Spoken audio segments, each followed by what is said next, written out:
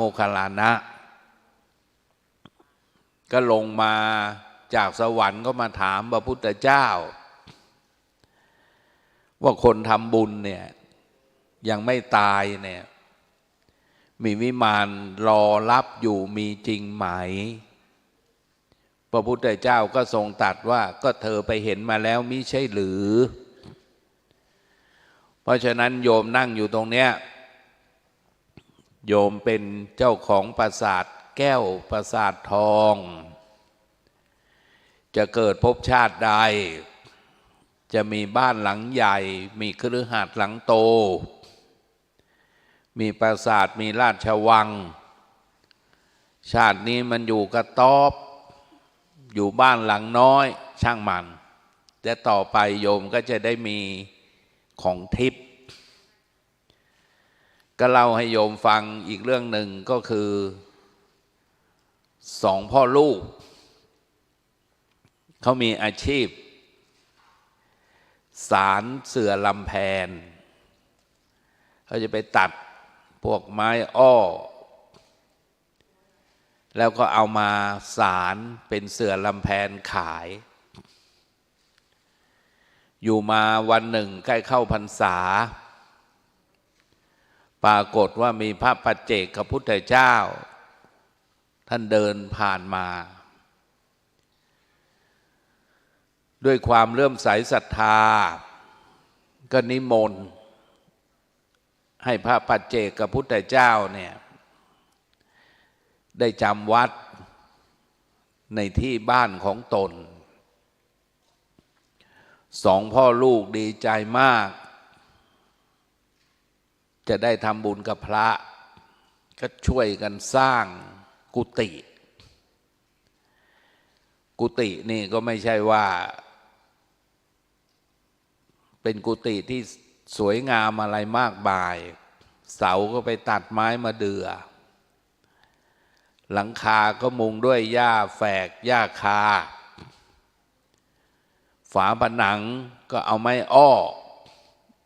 มาตัดแปะเมื่อออกพรรษาพระปัจเจกพุทธเจ้าท่านก็ไปโปรดที่อื่นก็มีพระปัจเจกพุทธเจ้าเนี่ยมาโปรดที่นั่นถึง7 องค์ทีนี้เมื่อสองพ่อลูกอยู่มาก็ตายก็ไปเกิดกันบนสวรรค์ปรากฏว่าลูกชายก็กลับมาเกิดในเมืองมนุษย์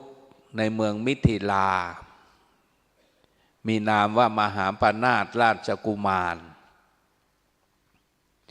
อายุ16 ปีเสด็จพ่อก็จะแต่งตั้งให้เป็นพระมหากษัตริย์ก็สั่งช่างเนี่ยให้ไปสร้างปราสาทนะให้มหาปนาถราชกุมารเป็นที่อยู่ที่อาศัยมันก็ร้อนถึงพระอินทร์ท่านนั่งแล้วเนี่ยอาสนะแข็งกระด้างก็เล็งแลด้วยทิพเนตรก็ทราบเหตุว่ามหาปนาถราชกุมารเนี่ยเขามีบุญมากในอดีตการเนี่ยเคยสร้างกุฏิถวายพระปัจเจกพุทธเจ้าผลบุญเขาเนี่ยมันต้องมีปราสาทแก้วปราสาททองช่างธรรมดาเนี่ยทำไม่ได้ก็เลยสั่งให้วิษณุกรรมเทพบุตรลงมาสร้างปราสาทให้วิษณุกรรมเทพบุตรก็ปลอมเป็นมนุษย์อยู่ในหมู่ช่างทั้งหลายในเวลาจะกินข้าวกลางวันวิษณุกรรมเทพบุตรก็บอกให้ช่างอื่นๆว่าท่านไปกินข้าวเถอะเดี๋ยวเราจะจัดการทางนี้เองพวกช่างก็หยุดกินข้าว วิษณุกรรมเทพบุตรก็เอาค้อนตีลงไปบนแผ่นดินก็เกิดเป็นปราสาทแก้วกว้างประมาณ8 โยชน์สูงประมาณ25 โยชน์โยชน์หนึ่งมัน16 กิโลเมตรนะโยมระยิบระยับประดับประดาด้วยเพชรนินจินดาสวยงามมากแล้วเมื่อท่านสิ้นบุญมหาปณาถราชกุมารสิ้นบุญก็ไปเกิดในเทวโลกอีกบุญใครบุญมันโยมปราสาทแก้วนี่ก็เลื่อนไหลลงสู่แม่น้ำคงคาท่านก็มาเกิดในศาสนาพระสัมมาสัมพุทธเจ้าของเราองค์ปัจจุบันเนี่ยพระสมณะโคดมมาเกิดพระพุทธเจ้าแผ่ข่ายพยานก็รู้ว่าบุรุษคนนี้เคยสร้างกุศลไว้มีจิตศรัทธาเลื่อมใสในพระในพระศาสนาวันนี้มาโปรดแสดงธรรมก็จะเป็นพระอรหันต์พระพุทธเจ้าก็เสด็จข้ามฝั่งแม่น้ำคงคามายังเมืองที่มหาปณาถราชกุมารที่ท่านกลับมาเกิดใหม่และพระพุทธเจ้าก็แสดงธรรมโปรดท่านฟังแล้วก็เป็นพระอรหันต์แตกฉานในปฏิสัมภิทาญาณแล้วขอบวชนี่พระพุทธเจ้าก็เสด็จกลับในระหว่างลงเรือภิกษุรูปนี้เนี่ยท่านมีชื่อว่าพระพัทธทิก็ลงเรือมาส่งพระพุทธเจ้าก็จะเป่าประกาศถึงผลบุญก็ได้บอกกับท่านพัทธทิบอกว่าปราสาทแก้วของเธอในสมัยที่เป็นมหาปณาถราชกุมารบัดนี้อยู่ตรงไหนพระอรหันต์ท่านได้ยินท่านก็รู้ว่าพระพุทธเจ้าเนี่ยอยากจะให้นำปราสาทขึ้นมาให้มหาชนได้ดูจะได้ประกาศผลบุญของคนทำบุญท่านก็เข้าฌานเหาะขึ้นไปบนอากาศและท่านก็เอาเท้าท่านเนี่ยคีบลงไปในแม่น้ำคงคาปราสาทแก้วก็ติดนิ้วเท้าท่านขึ้นมาท่านก็เหาะลอยเอานิ้วเท้านี่คีบปราสาท3 รอบเสร็จแล้วก็ปล่อยให้ปราสาทไหลลงสู่แม่น้ำคงคาต่อไปพระพุทธเจ้าก็ประกาศผลบุญแล้วท่านก็ทรงแสดงว่าปราสาทหลังนี้จะเกิดขึ้นอีกครั้งหนึ่งในสมัยพระเจ้าสังฆจักรพรรดิซึ่งตรงกับยุคพระศรีอริยเมตไตรเทวดาพ่อก็จะมาเกิดเป็นพระเจ้าสังฆจักรพรรดิแล้วปราสาทแก้วหลังนี้ก็จะผุดขึ้นมานั้นบุญเนี่ยใครทำใครได้โยมจิตของโยมที่มีความเลื่อมใสศรัทธาสร้างโบสถ์คนละบาท2 บาท5 บาท10 บาทเดี๋ยวหลวงพ่อประกาศแล้วเหล็กไม่มีปูนไม่มีอีตรงนี้ไม้ไม่มีเป็นไม้สักทองเราก็หากันมาใครมีไม้บริจาคไม้ใครมีเงินบริจาคเงิน ก็เปลี่ยนมาสร้างเดี๋ยวจะปูกระเบื้องอีกแล้วเดี๋ยวจะทาสีอีกแล้วแล้วโบสถ์เป็นสีทองคำมาโยมต่อไปปราสาทของโยมเนี่ยจะเป็นทองเหลืองอลามหมดเกิดมาร่ำรวยมากใครทำใครได้นั้นการที่เราได้สั่งสมบุญมันจะเกิดภพชาติใดเนี่ยโยมจะไม่ลำบากไม่ยากไม่จนนะแล้วก็วันที่18ถึง28โดยประมาณเดือนมกราคม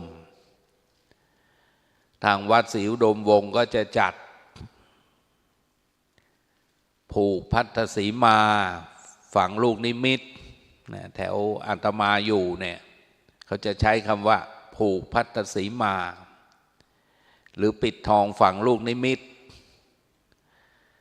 แล้วก็ทางพิษณุโลกก็เขานิยมกันจัดแล้วมันก็เหลือเงินเยอะปีที่แล้ววัดปักแรดในอำเภอบางระกำจัดได้25 ล้านวัดโพธิ์ทองได้18 ล้าน9 วัน 9 คืน11 วัน 11 คืนนะมันเหลือเงิน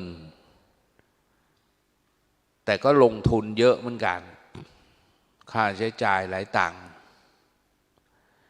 แต่ก็ได้คุยกับหลวงพ่อท่านพระครูอุดมวรานุวัตร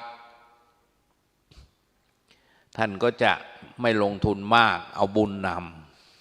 ำเอาโยมนี่แหละมาบวชกันนะสุดยอดหาไม่ได้แล้วเป็นโบสถ์แรกเราบวชกันในโบสถ์เกิดกันในโบสถ์เป็นสิริเป็นมงคลเวลาจะไปนิพพานเราก็ไปก่อนเขานะเพราะว่าโยมทำก่อนเขาแล้วก็จะมีการตัดลูกนิมิตนิมิตเนี่ยมันเป็นเครื่องหมายบอกเขตก็จะใช้ศิลาภูเขาแม่น้ำต้นไม้แต่ปัจจุบันเนี่ยนิมิตลูกนิมิตก็จะใช้หินใช้ปูนทำเป็นเครื่องหมายในสมัยพระวิปัสสีเนี่ยโชติกะเศรษฐีถวายดวงแก้วมณี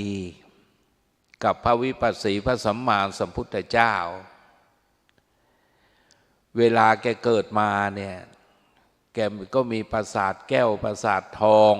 มีดวงแก้วมณีมาเป็นมหาเศรษฐีดวงแก้วมณีเนี่ยอธิษฐานอะไรสำเร็จสำลิดผลได้ก็เกิดจากผลบุญที่แกเคยทำบุญกับพระวิปัสสีพระสัมมาสัมพุทธเจ้าโยมเป็นเจ้าภาพลูกนิมิตก็เหมือนเป็นเจ้าภาพขุมทรัพย์พระพุทธเจ้าเราเกิดมามีขุมทรัพย์ผุด4 แห่งคนมีบุญนะโยมโยมฝังลูกนิมิตเนี่ยก็จะบอกให้รู้เป็นคนมีระเบียบมีวินัยเป็นคนซื่อตรงเกิดมาก็จะรวยมีขุมทรัพย์ผุดเกิดขึ้นถ้าโยมเคยได้ยินพระท่านเทศแม้กระทั่งเขาสร้างส้วมเนี่ย2 สามีภรรยาแกมีอาชีพรับจ้างไปเก็บฟืนบ้างเก็บผักขายบ้างรับจ้างเขาทำงานเขาก็เป่าประกาศว่าจะทำเวชกุฎีแกก็ไม่มีเงินไอ้ที่แกทำงานแกก็ซื้อทองไว้เท่าปีกลิ้นนิดเดียวโยม ทีนี้อยากจะทำบุญกับเขาเงินก็ไม่มี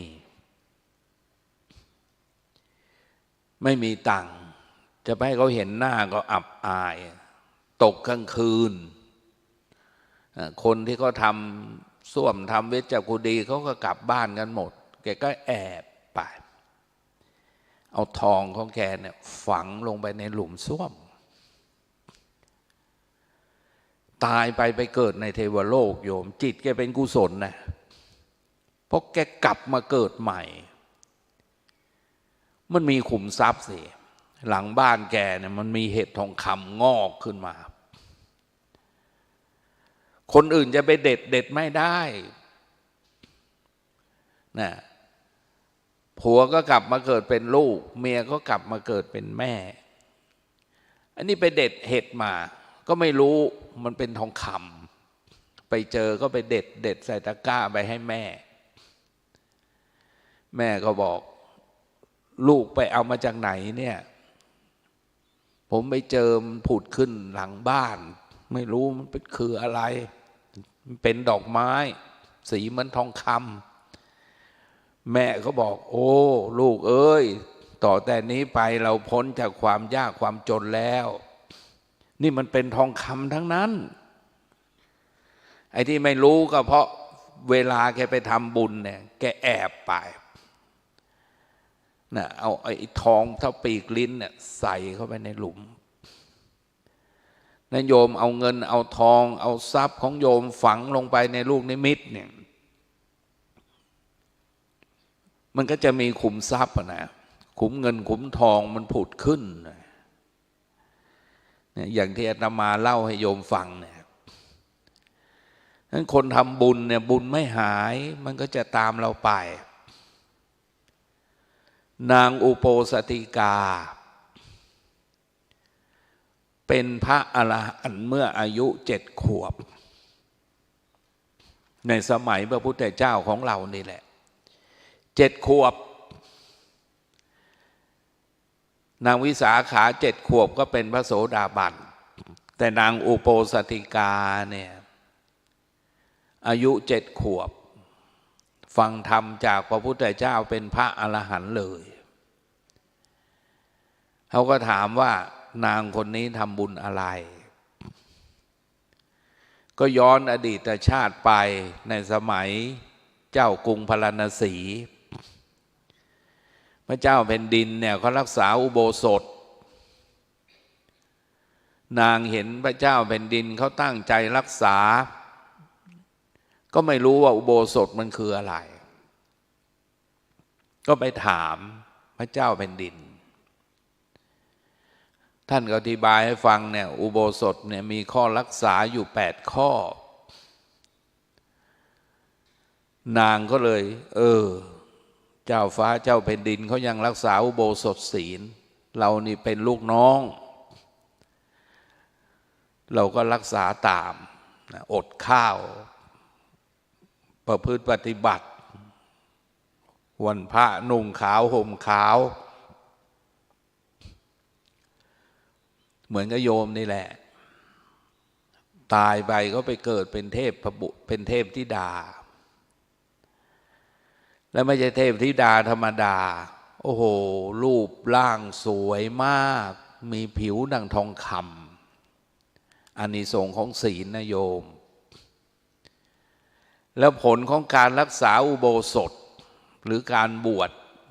ชีพราหมณ์เหมือนโยมนี่แหละแล้วจึงกลับมาเกิดพบพระพุทธเจ้าแล้วก็ฟังธรรมสำเร็จเป็นพระอรหันต์อายุ7 ขวบถ้าบุญใครทำใครได้นะแล้วจะมหากุศลใหญ่เนี่ย18 ถึง 28 มกราคม 2568อยู่กันให้ถึงนะโยมอย่าเพิ่งไปสวรรค์กันก่อนบวชก่อนเอาบุญเพิ่มนะมาบวชกันนะชวนกันมาทำบุญร่วมญาติร่วมชาติตักบาตรร่วมขันปลูกดอกไม้ร่วมต้นสร้างกุศลร่วมกัน เกิดมาก็จะได้เจอกันมีผัวชวนผัวมาโยมมีเมียชวนเมียมามีลูกจูงลูกมาเอาวันนึงขอวันนึงนะได้เข้าเขตขอบเขตของพระนิพพานนะมาสร้างกันไว้ก่อนนะการบวชเขาเรียกเนคขมมะเป็นการออกจากกิเลสบวชได้วันหนึ่งก็ออก1 วันสะสมไว้มันเป็นพื้นฐานเป็นผลของการเข้าสู่มรรคผลนิพพานหลายคนก็บอกไม่อยากเจอก็มันแล้วเมาชิบหายถ้าไปเจอไม่ดีก็จะเป็นอย่างนั้นโยมเป็นเรื่องธรรมดาโยมค่อยๆกล่อมเขาชวนกันมาขอสักวันมีลูกก็ให้หยุดงานสักวันหนึ่งมาร่วมกันมีโรงทานก็เอาโรงทานมาตั้งต่อไปมันรวยไม่รู้เรื่องเมื่อกี้ไปบอกโยมเนี่ยเขาจะเลี้ยงโรงทานพวกนี้อาตมาก็บอกโยมมาทำอย่างเงี้ยต่อไปรวยไม่รู้เรื่องแกก็คงจะฟังผิดแล้วมั้งรวยแต่ก็เป็นบ้าหรือไง มันไม่รู้เรื่องไม่ใช่คำว่ารวยไม่รู้เรื่องคือมันไม่รู้ว่าเงินทองมันอยู่ตรงไหนบ้างมันเยอะเกินนะมันมีเยอะเกินจำไม่ได้อยู่ตรงไหนบ้างเนี่ยก็ในสมัยพระปุตสะก็เป็นพระพุทธเจ้าพระองค์หนึ่งเนี่ยพระราชา3 พระองค์ศรัทธาในพระพุทธเจ้าพระพุทธเจ้านี่ก็เป็นพี่ชายและท่านออกบวชตรัสรู้ก็อยากจะทำบุญก็นิมนต์พระพุทธเจ้าให้มาโปรดในบ้านในเมืองของตนพระราชา3 พระองค์ก็บวชเนรแล้วก็สั่งให้ในคลังก็มีหน้าที่เก็บทรัพย์สินในท้องพระคลังหลวงในเสมียนก็คือผู้จดบัญชีพ่อบ้านซวยก็เหมือนกับสรรพากรเป็นคนเก็บภาษี3 คนมีหน้าที่จัดแจงดูแลทำอาหารถวายพระอาหารไม่มีก็เอาเงินไปซื้อมาแล้วก็มาช่วยกันทำก็ถวายพระพุทธเจ้าและพระสงฆ์หมู่ใหญ่แล้วต่อมาเนี่ยในเสมียนในคลังก็คิดว่าญาติเราอยู่บ้านนอกชวนญาติมาทำบุญด้วยมาช่วยเลี้ยงพระด้วยส่วนหนึ่งก็ได้ค่าจ้างด้วยได้บุญด้วยทีนี้ไอ้ญาติที่มาจากบ้านนอกนี่มันโลภเห็นของอะไรเขาจะทำอาหารถวายพระตัวเองมันไม่เคยมีอย่างนี้แกโลภแล้วก็ตักไปให้ลูกกินก่อนให้ผัวกินก่อนให้เมียกินก่อนขโมยของวัดเนี่ยมีอะไรแกขโมยได้แกก็ขโมยแล้วคนเวลานั้นก็ตายในสมัยพระพุทธเจ้าพระปุตสะบุญบาปเนี่ยใครทำใครได้เราทำบุญก็เหมือนเรากินข้าวเราก็อิ่มเราทำบาปก็เหมือนเราเหยียบไฟเราก็ร้อนในคลังในเสมียนพ่อบ้านสวยพระราชา3 พระองค์ก็ไปเกิดในเทวโลกส่วนญาติเนี่ยที่มาช่วยทำอาหารยกของประเคนพระ นะเขาเรียกทายกแปลว่าผู้ให้ต่อมามันเป็นทายักอ่ะมันก็ยักเอาของวัดของสงฆ์เอาไปกินไปใช้ไปให้ลูกให้เมียมันตายมันก็หมกไปหมกไหมในอเวจีมหานรกบุญบาปใครทำใครได้พอมาถึงพุทธกาลนี้พระพุทธเจ้าเรามาตรัสรู้ในคังในเสมียนพ่อบ้านสวย3 คนก็มาเกิดคนหนึ่งเป็นพระเจ้าพิมพิสารเป็นกษัตริย์ในแคว้นมคธมีราชสมบัติมากมายมหาศาลอีกคนหนึ่งมาเกิดเป็นนางวิสาขาเป็นลูกของธนัญชัยเศรษฐีปู่เนี่ยเมนทกะเศรษฐีนี่ก็รวยมากอีกคนหนึ่งกลับมาเกิดเป็นพระรัฐบาลพระรัฐบาลก็รวยมากมีปราสาทต้อง3 หลังพ่อแม่รวยมากไอ้ที่รวยเพราะอะไรเนี่ยก็เพราะมาทำโรงทานเนี่ยทำอาหารให้พระ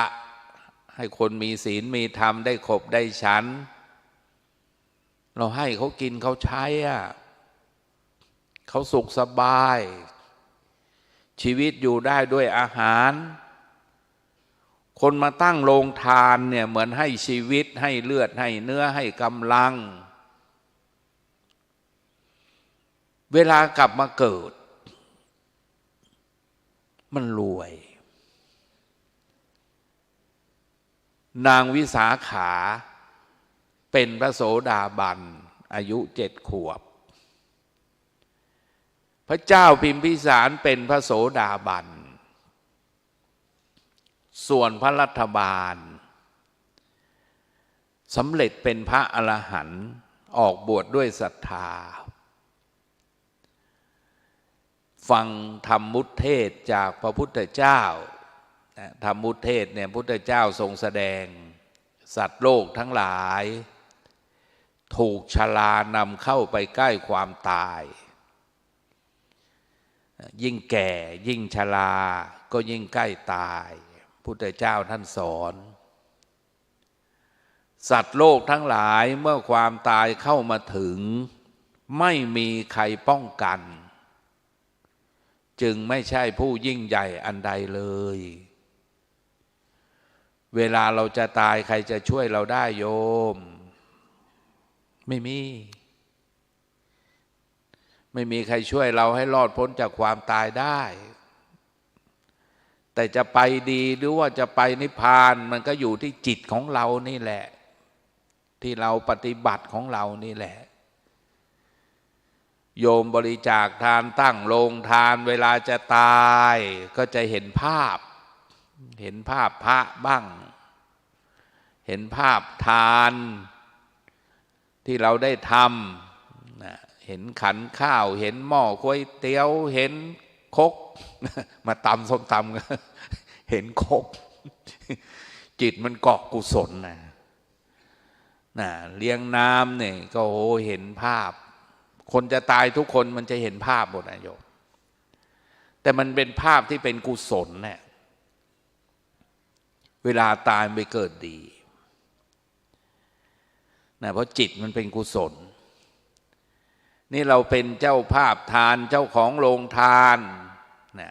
เกิดมาก็อายุยืนรูปสวยรวยทรัพย์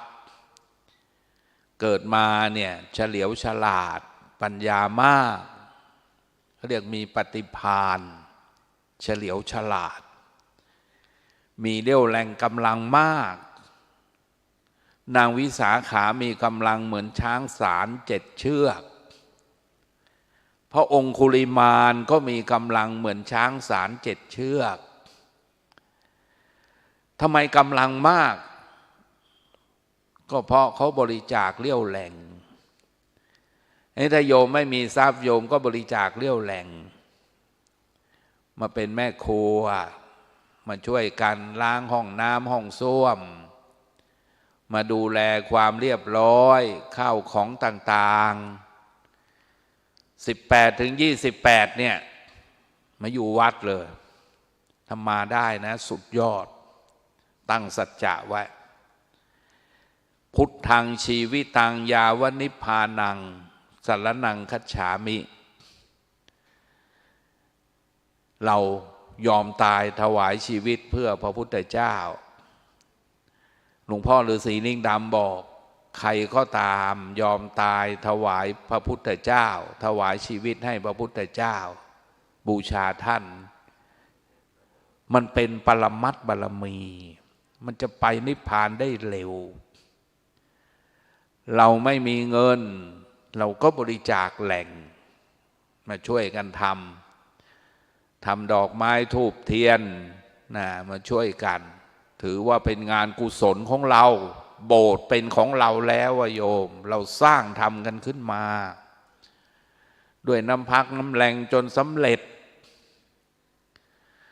เมื่อโบสถ์เป็นของเราเราก็มาทำให้ดีโยมใครเข้ามาเหมือนเทวดาเข้ามาสู่ต้อนรับเขาให้ดีพูดให้หวานขานให้เพราะเขามาทำบุญ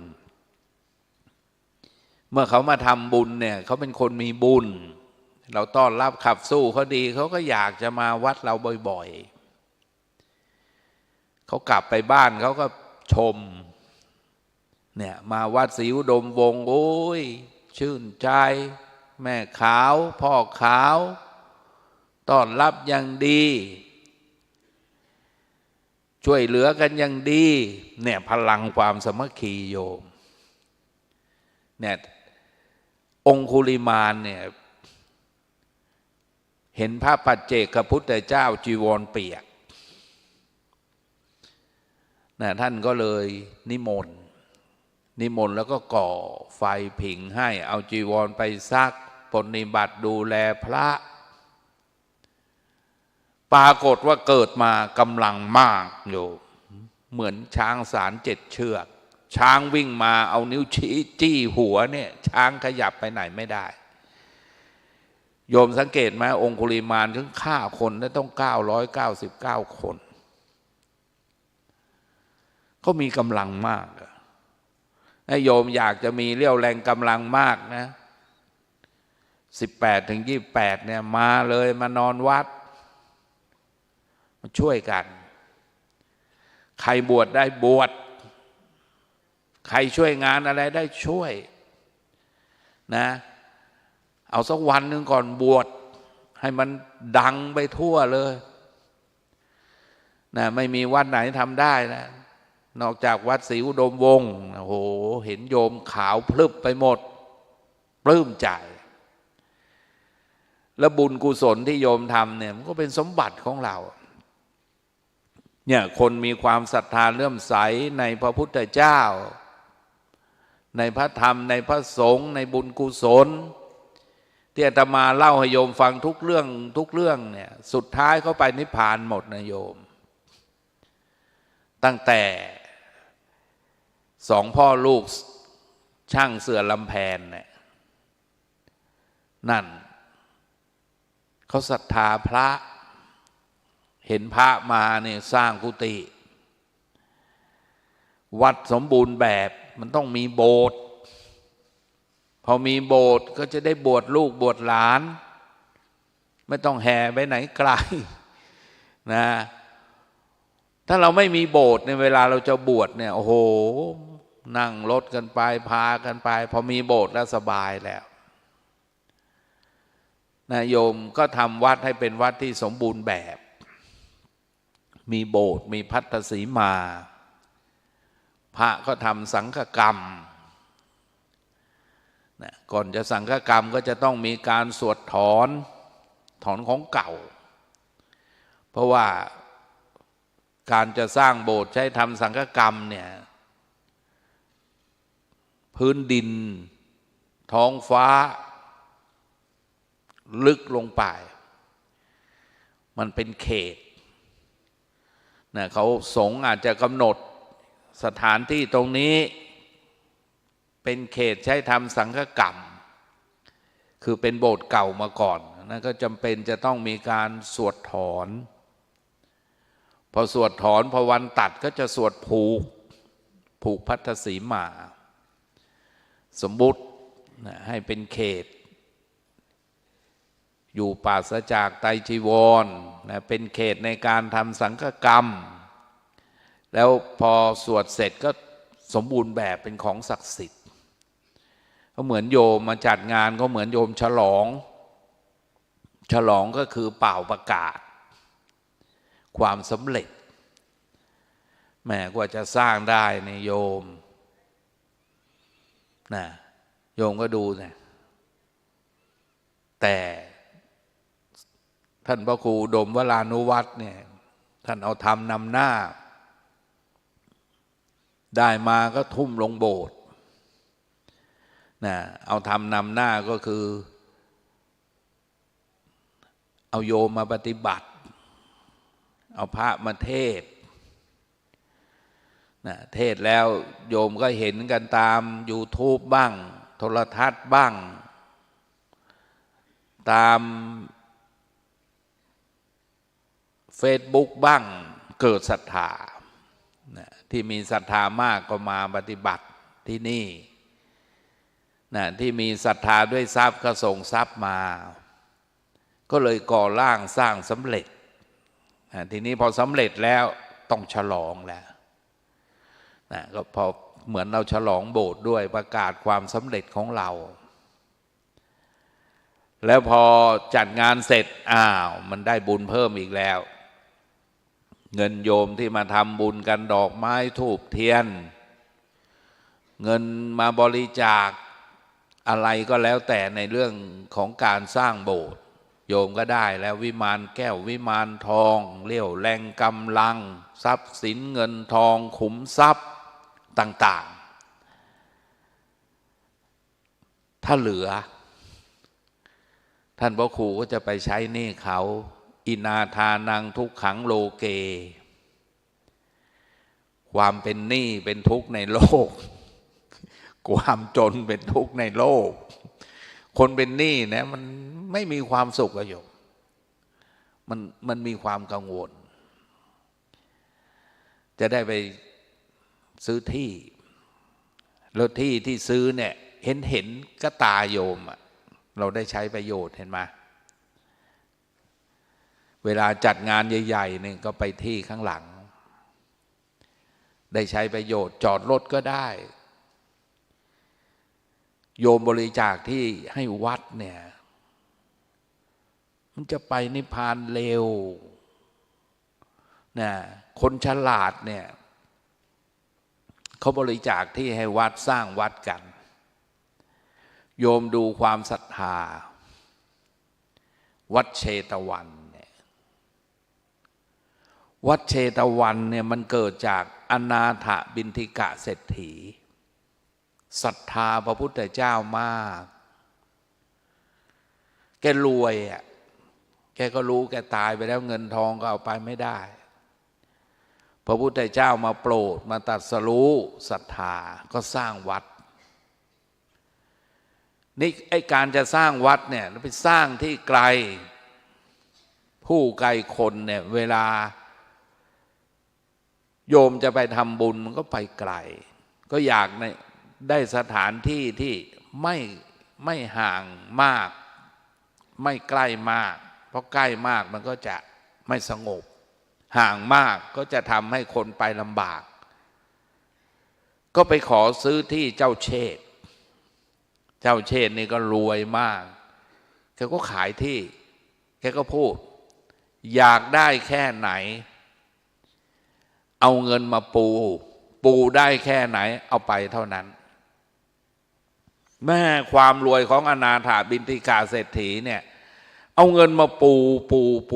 เต็มเลยจนเจ้าเชษบอกพอเราขอบ้างไอ้ที่หน้าวัดเนี่ยเราไม่ขายแล้วเรายกให้เลยนะเห็นศรัทธาของ อนาถบิณฑิกาเศรษฐีมีมากก็ยอมสละทรัพย์ให้เอาเงินมาปูซื้อที่ให้และแกก็เป็นพระอริยะบุคคลเลยเจ้าเชษฐ์ก็บริจาคที่หน้าวัดก็เลยเรียกว่าวัดเชตวันนะสวนเจ้าเชษฐ์พระเจ้าพิมพิสารรวยมาตั้งแต่สมัยเป็นลูกน้องเขาในสมัยพระพุทธะพอมาเป็นพระเจ้าพิมพิสารก็ถวายวัดเวรุวันยกที่ให้สวนป่าไผ่สร้างเสนาสนะถวายนางวิสาขเนี่ยแกเกิดมารูปสวยรวยทรัพย์นับวิชาปัญญามากชาติตระกูลดีก็เป็นคนใจบุญมากแม้กระทั่งไปเห็นพระพุทธรูปปลักหักพังสั่งช่างไปซ่อมอดีตชาติก่อนนะโยมชอบเข้าวัดชอบทอดกฐินทอดผ้าป่าชอบใส่บาตรเวลานั้นไม่ได้ร่ำรวยเลยยากจนแต่ใจบุญพอแกเกิดมาแกก็มีความงดงามด้วยเบญจกัลยาณีงามผมสมภักดิ์ลักษณาผมงามโอษฐาจิ้มลิ้มดูพลิ้มเพลาปากงามริมฝีปากงามพวกเรานี่อยากให้ปากสวยก็เอาลิปสติกมาทาแต่นางวิสาขาไม่ต้องมันเกิดโดยธรรมชาติงามทนยนปลังดังสังขัดฟันงามผิวทัดกันนิกางามราศีผิวงามผิวละเอียดสวยมากผมที่งามเนี่ยอยากให้หยิกก็ได้อยากให้ตรงก็ได้คลอดบุตรสักเท่าไหร่วัยยังดีคลอดบุตรอายุ16 ปีพอ120 ปีนั่งอยู่กับหลานแกไม่แก่เลย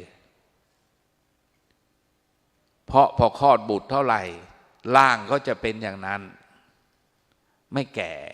และอานิสงส์ที่เคยทอดกฐินทอดผ้าป่าเวลาแกเกิดมาแกมีมหาลดาปราสาทมหาลดาปราสาทเนี่ยเป็นเครื่องประดับข้างบนเนี่ยทำเป็นรูปนกยูงแล้วก็ประดับนกยูงลำแพน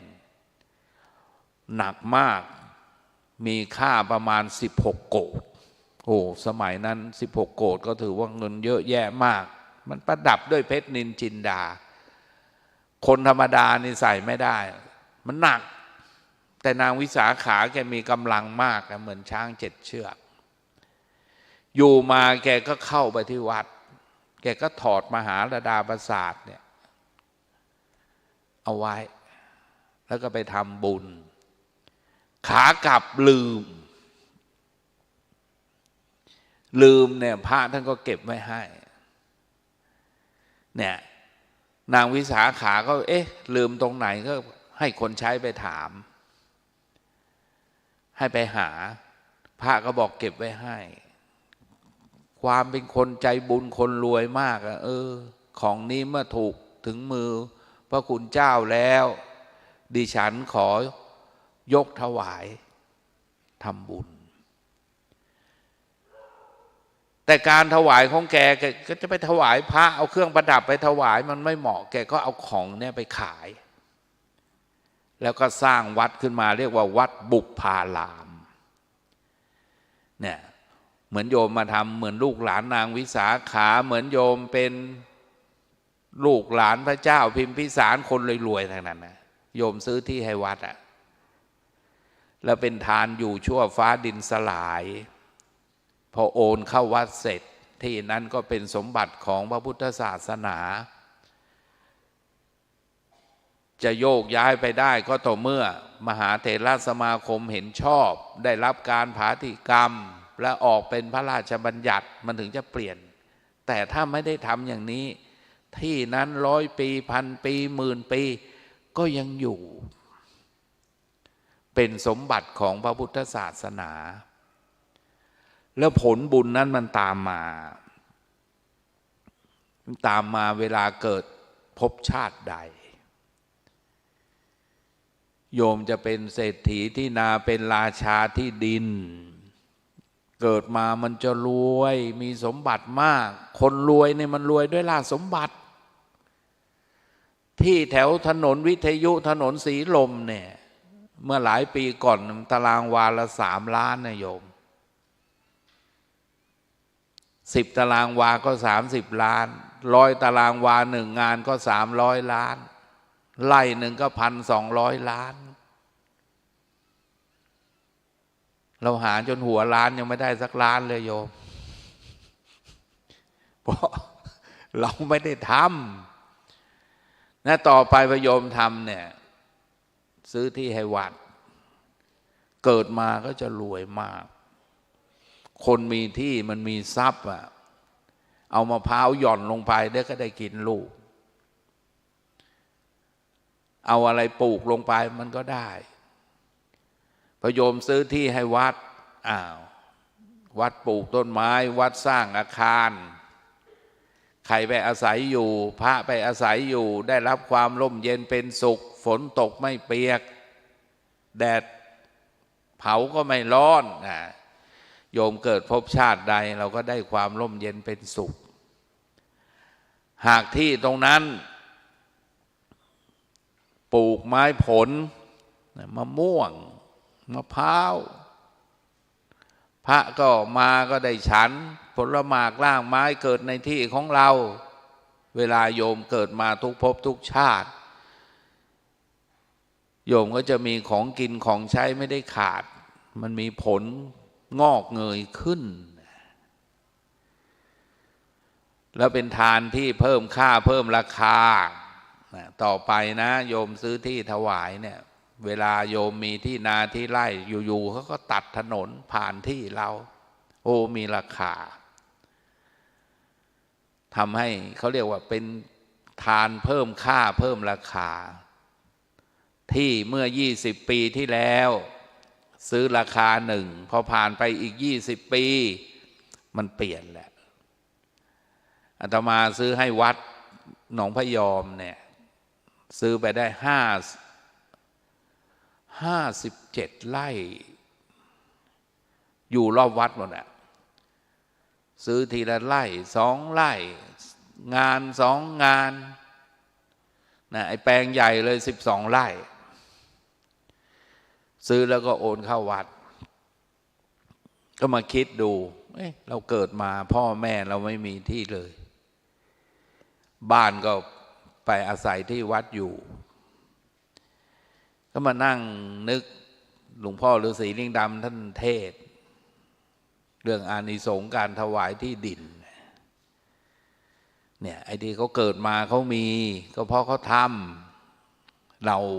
ไม่มีก็เพราะเราไม่ได้ทำชาตินี้เราก็เลยซื้อให้วัดเขามาบอกขายก็ซื้อไม่มีเงินก็ยืมเขาก่อน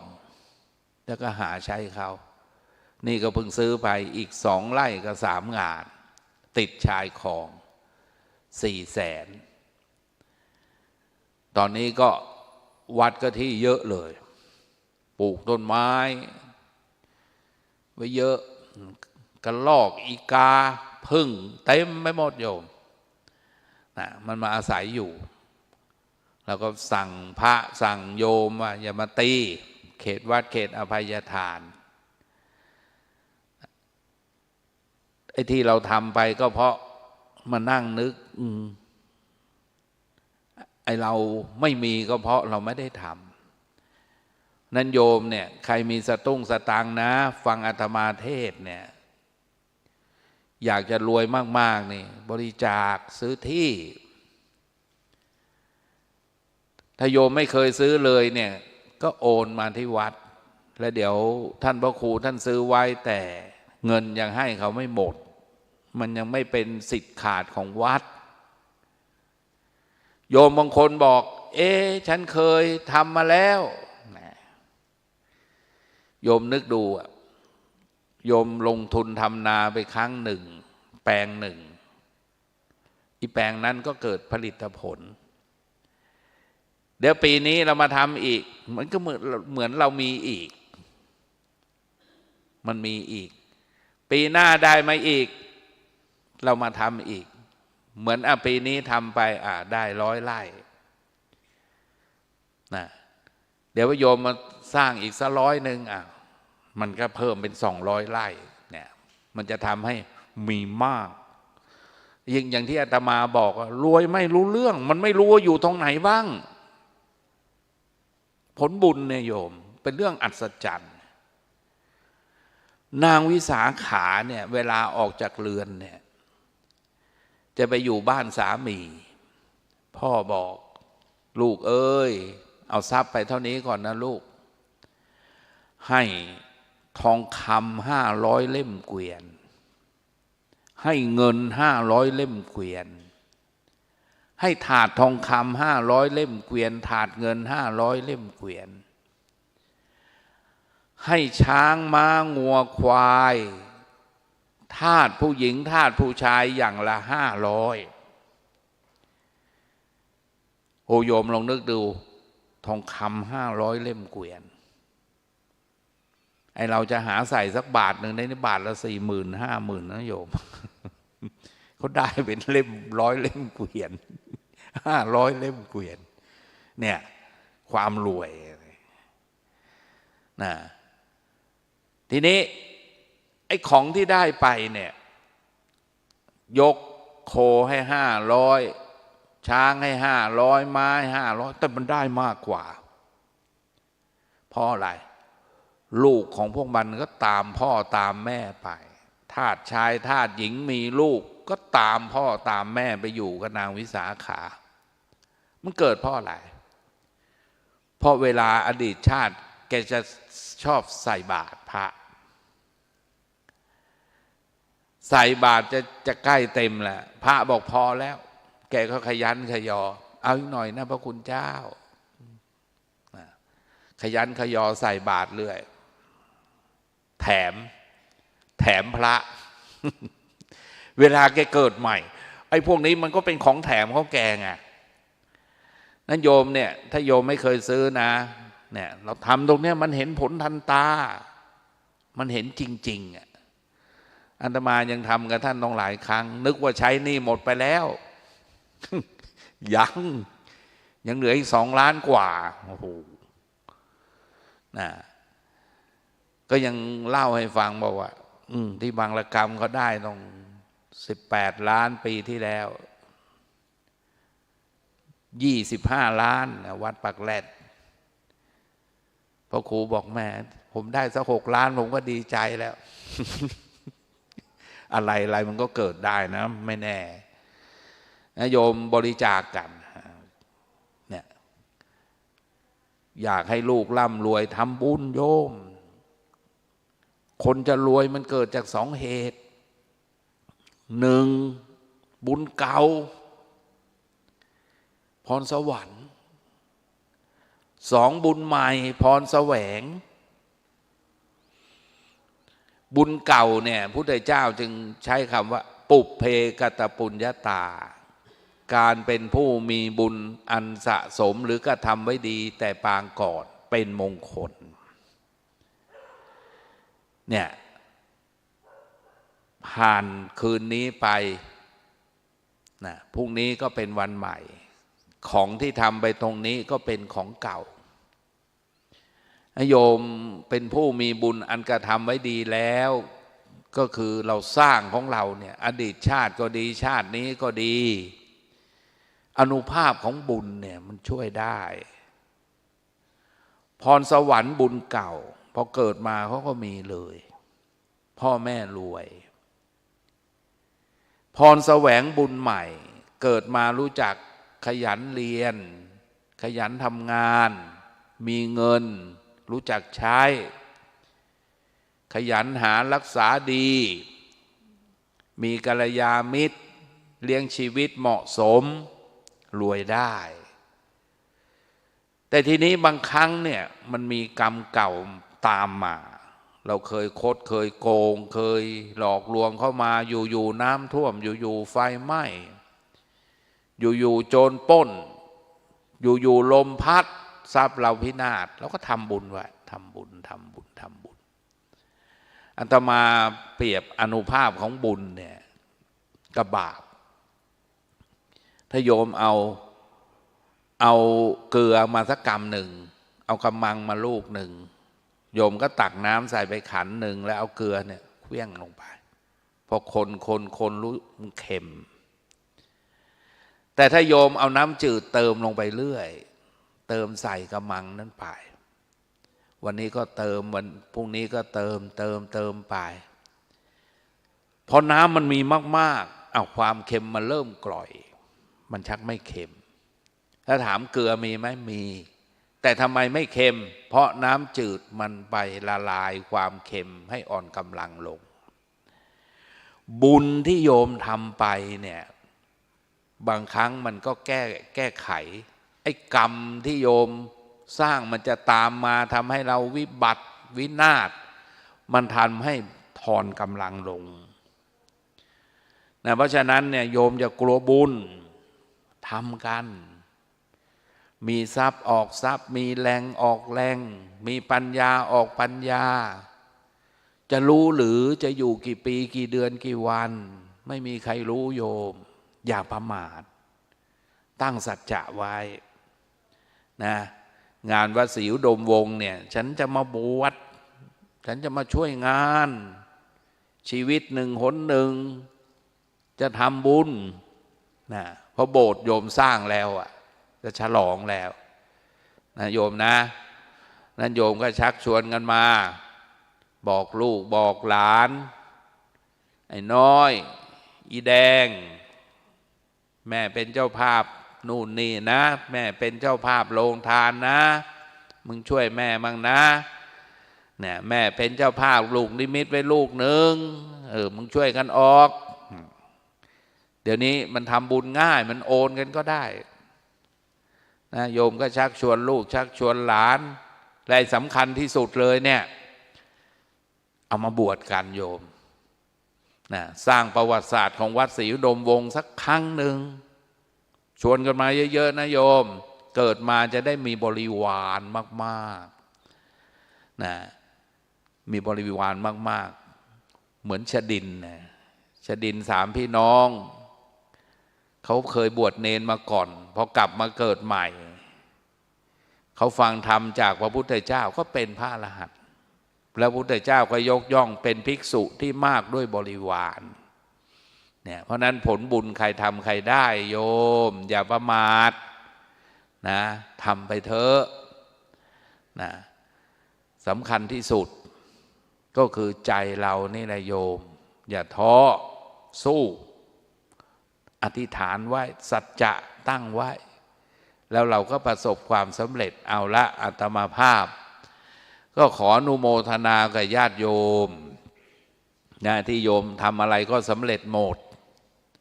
ปีนี้ก็ยังมาร่วมปฏิบัติธรรมนะในวันพ่อแห่งชาติอีกต่างหากเพราะฉะนั้นผลบุญที่โยมทำไปไม่หายไปไหนจะเป็นสมบัติทิพย์ตามติดโยมไปทุกภพทุกชาติเกิดชาติใดไม่รู้จักคำว่ายากว่าจนแล้วและจะเป็นเหตุเป็นปัจจัยให้โยมไปสู่มรรคผลนิพพานอย่างรวดเร็วก็ขอกราบอาราธนาคุณของพระพุทธเจ้าทุกๆพระองค์มีสมเด็จองค์ปฐมเป็นที่สุดพระปัจเจกพุทธเจ้าทุกๆพระองค์พระธรรมพระอริยสงฆ์ทั้งหมดพรหมทั้งหมดเทวดาทั้งหมดครูบาอาจารย์ทั้งหลายทั้งหมดสืบกันมาอันมีหลวงปู่ทวดสมเด็จพระพุทธจารย์โตพรหมรังสีหลวงพ่อพระมงคลเทพมุนีหลวงพ่อฤาษีลิงดำหลวงพ่อปานวัดบางนมโคหลวงพ่อเดิมวัดหนองโพหลวงปู่สุขวัดปากคลองมาขามเท่าหลวงพ่อเงินวัดบางคานตลอดทั้งบุญบารมีหลวงปู่แขกวัดสุนทรประดิษฐ์ขอจงประสิทธิชัยพรให้ท่านทั้งหลายมีแต่ความสุขและความเจริญจะคิดจะหวังสิ่งหนึ่งประการใดแล้วให้สำเร็จสมความปรารถนา ให้มีความก้าวหน้าในอาชีพในหน้าที่การงานจะทำอะไรก็ขอให้ร่ำรวยร่ำรวยร่ำรวยและขอให้มีอายุมั่นขวัญยืนโรคภัยอย่าได้เบียดเบียนและให้เข้าถึงธรรมที่องค์สมเด็จพระสัมมาสัมพุทธเจ้าได้เข้าถึงแล้วด้วยกันทุกท่านทุกประการเทินเอวังก็มีด้วยปากาละชะนีสาธุกับองค์แสดงธรรมญาติโยมพร้อมเพียงกันกราบพุทโธเมนาโธพระพุทธเจ้า ส เป็ ม นที่ ศัก พึ่ง ดิ์ ข นะ อง ครับ เรา ท่านสมศักดิ์กราบ ธัมโมเมนาโธ พระธรรมเป็นที่พึ่งของเรา กราบ สังโฆเมนาโธพระสงฆ์เป็นที่พึ่งของเรา ก็ สาธุ เอายกถวายแม่พินพาบิ้งถวายชยธรรมกันเทศที่ได้จบไปแล้วนั่นคือพระเดชพระคุณพระครูวิบูลย์สิทธิธรรมจากคณะอำเภอบางละกำจังหวัดพิษณุโลกก็พื้นที่มันเกือบ100 ไร่แล้วซื้อที่โยมผู้ชายพ่อเนนยกประสงค์นะโยมถามไอ้มีสีพึงบอโชเฟอร์เด้อเอามาข้างหลังเด้อตรงโต๊ะขาวๆนี่พ่อไปนั่งโยมพ่อเนนมายกก็ว่าเอาไปส่งที่รถก็นิดให้หน่อยนึงสั้นๆไปยกเลยยกลงมาโยมรับพรกันนะนะโมเมสัพพะเทวานังสัพพะครหัสจะเทวานังสุริยันจะปะมูลจะทาสัสสิปุโมจะเทวานังบุโตราพังภเวสติชีโวสุกโลจะมหาลาพังโสโดราหุเกตุจะมหาลาพังสัพพะพยังเวนัสสันติสัพพะทุขังเวนัสสันติสัพพะโลคังเวนัสสันติลักขณาอหังวันทามิสัพพะทาสัพเพเทวามังปะรายันตุสัพพะทาเอเตนะมังคลเตเชนะสัพพะโสติภวันตุเตอติอุณหิตสวิชโยธรรมโมโลเกอนุตตโลสัพพสัตตหิตัทายะตังตวังคณาหิเทวเตปริวันเชนะชาทันเดอมนุเสหิปาวเกภยาเกนาเควิเสภูเตอาการมลเนนวาสัพพสัมมามลนามุโตตเปตวาการมาติตังตัสเสวะอนุภาเวนะโหตุเตโวสุขีสัทธาลิขิตังจินติตังปูชังทารานังวาจานังกลุงปะเลสังเทสนังสุตวาตัสสะอายุปวัตติตินะอยู่กันให้นานๆนะโยมสวดคาถาต่ออายุให้ยกมาเลยโยมยกมาเลยยกเอาไปส่งนู่นเลยยกมันทั้งผาดเลยผ่านพร้อม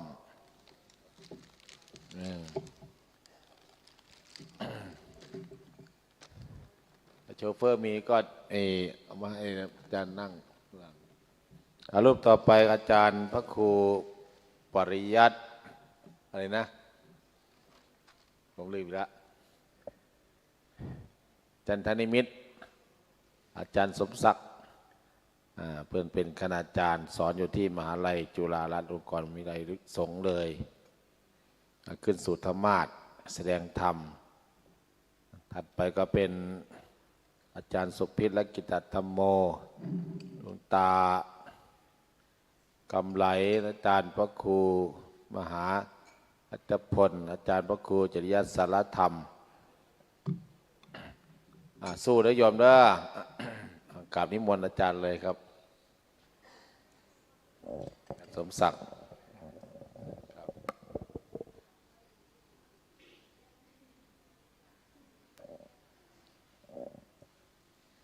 ญาติโยมวันนี้วันพ่อเราก็ทำเพื่อพ่อเราบูชาคุณพ่อรักพ่อรักแม่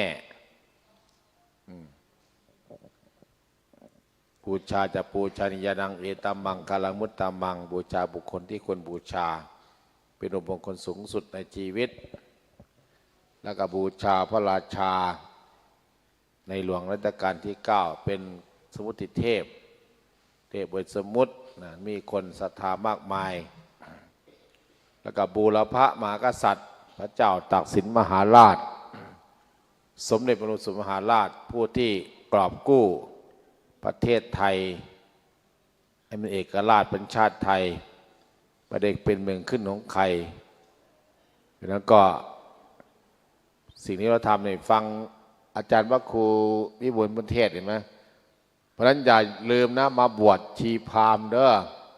2,600 คนแห่งการตรัสรู้พระสัมมาสัมพุทธเจ้า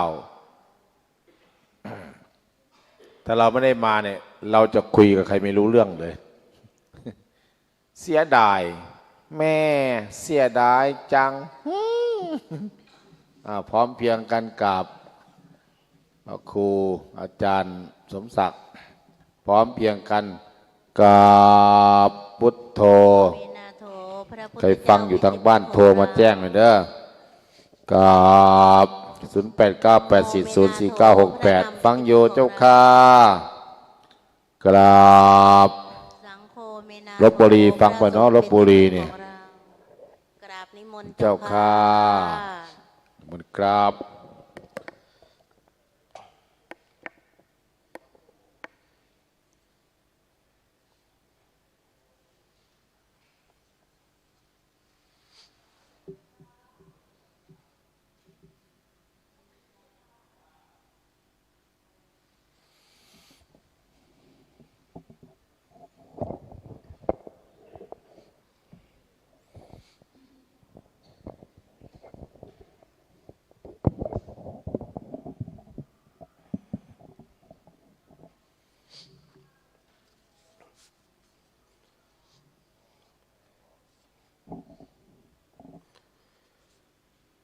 นะโม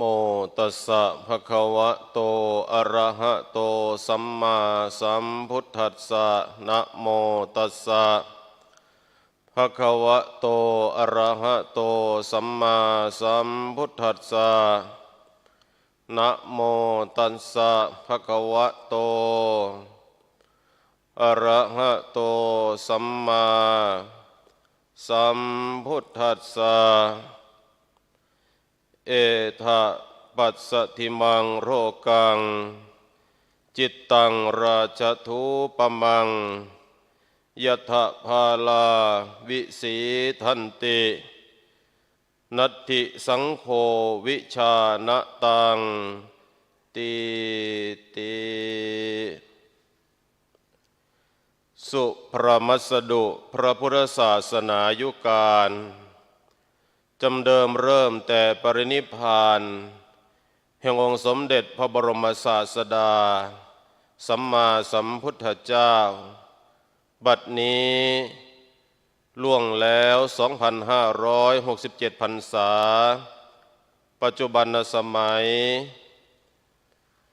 สุรทินที่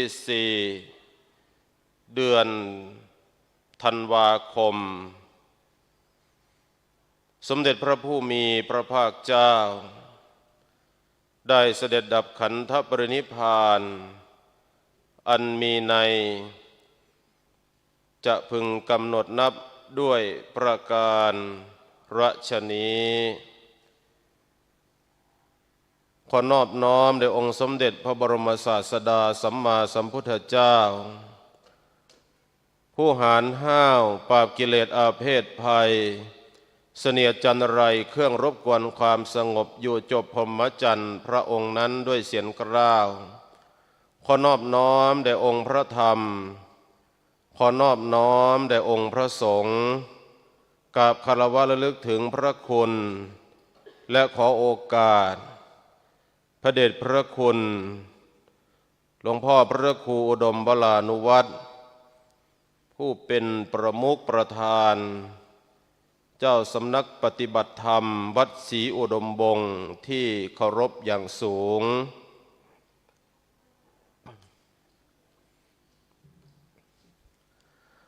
ก็ขอโอกาสครูบาอาจารย์แล้วก็ เจริญสุขเจริญพรศรัทธาสาธุชนท่านที่อยู่ณสถานลานปฏิบัติธรรมแห่งนี้ และก็ท่านผู้ฟังที่รับชมอยู่ทางบ้านญาติโยมก็ไม่ต้องประนมมือนั่งดูลมหายใจของเราหายใจเข้าพูดหายใจออกโทหายใจเข้าพูดหายใจออกโทหายใจเข้ายุบหนอพองหนอ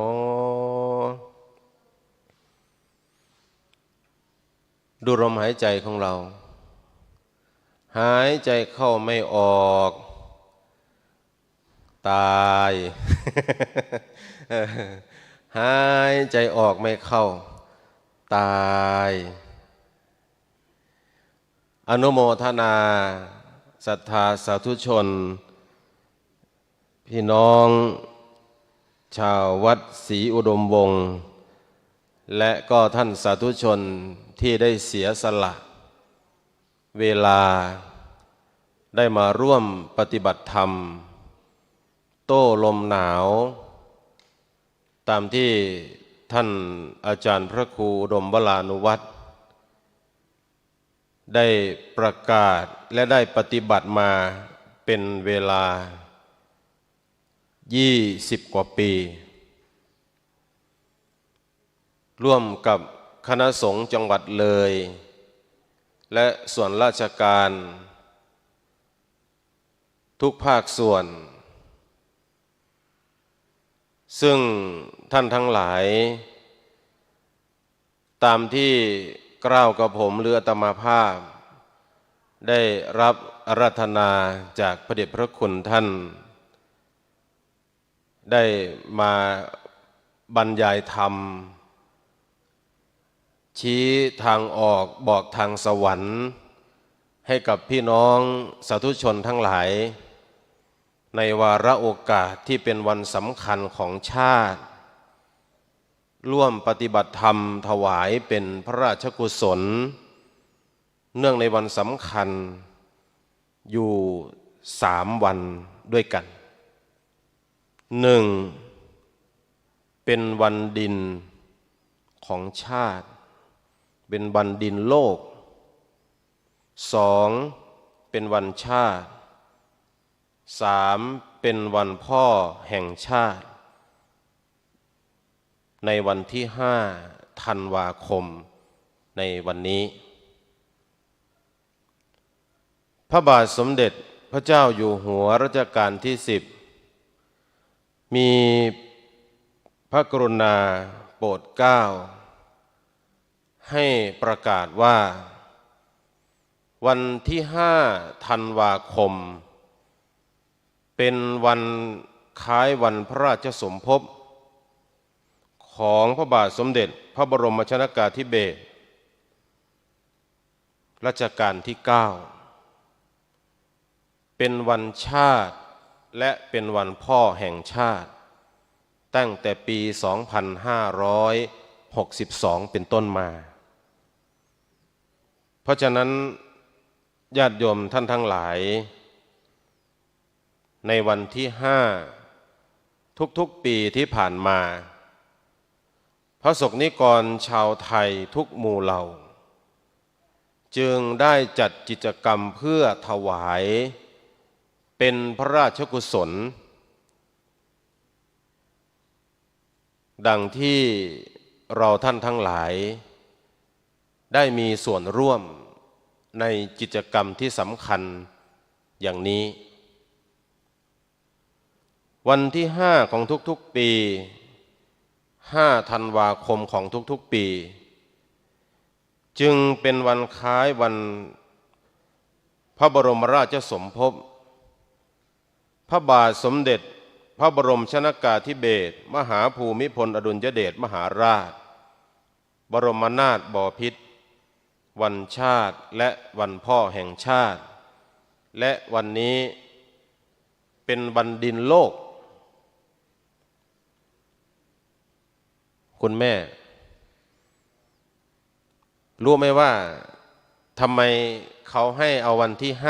5เป็นวันดินโลก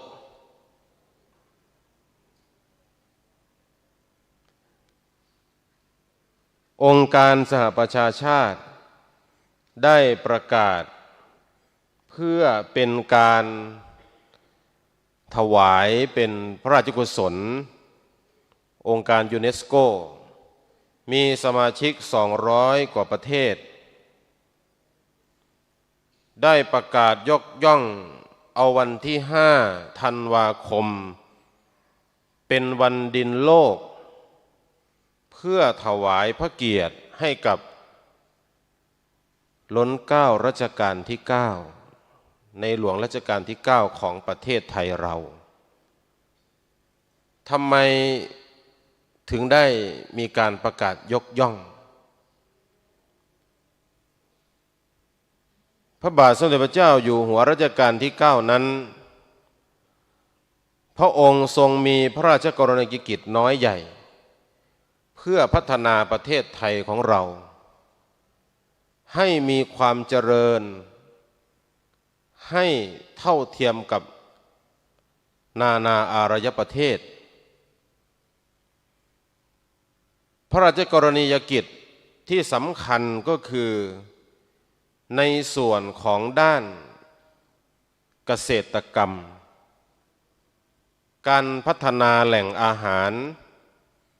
โดยเฉพาะการพัฒนาผืนป่าการพัฒนาแหล่งอาหารที่สำคัญก็คือแผ่นดินคือแผ่นดินไทยของเราถือว่าเป็นแผ่นดินธรรมแผ่นดินทองพระองค์ทรงเป็นห่วงพระสงฆ์นิกรชาวไทยโดยเฉพาะอย่างยิ่งเรื่องอาหารคุณยายเราปลูกข้าวที่ไหนแผ่นดินเราอยู่บนที่ไหนแผ่นดินถ้าไม่มีผืนแผ่นดินเราจะไปอยู่ที่ไหนเพราะฉะนั้นในวันที่5ธันวาคมองค์การสหประชาชาติและองค์การอาหารโลกจึงได้ถวายพระเกียรติยกย่องพระเจ้าแผ่นดินรัชกาลที่9ของประเทศไทยว่าพระกรณียกิจน้อยใหญ่ที่พระองค์ทรงได้ปฏิบัติเป็นกษัตริย์ที่ครองราชย์ยาวนานที่สุดในโลกถือว่าเป็นวันดินโลก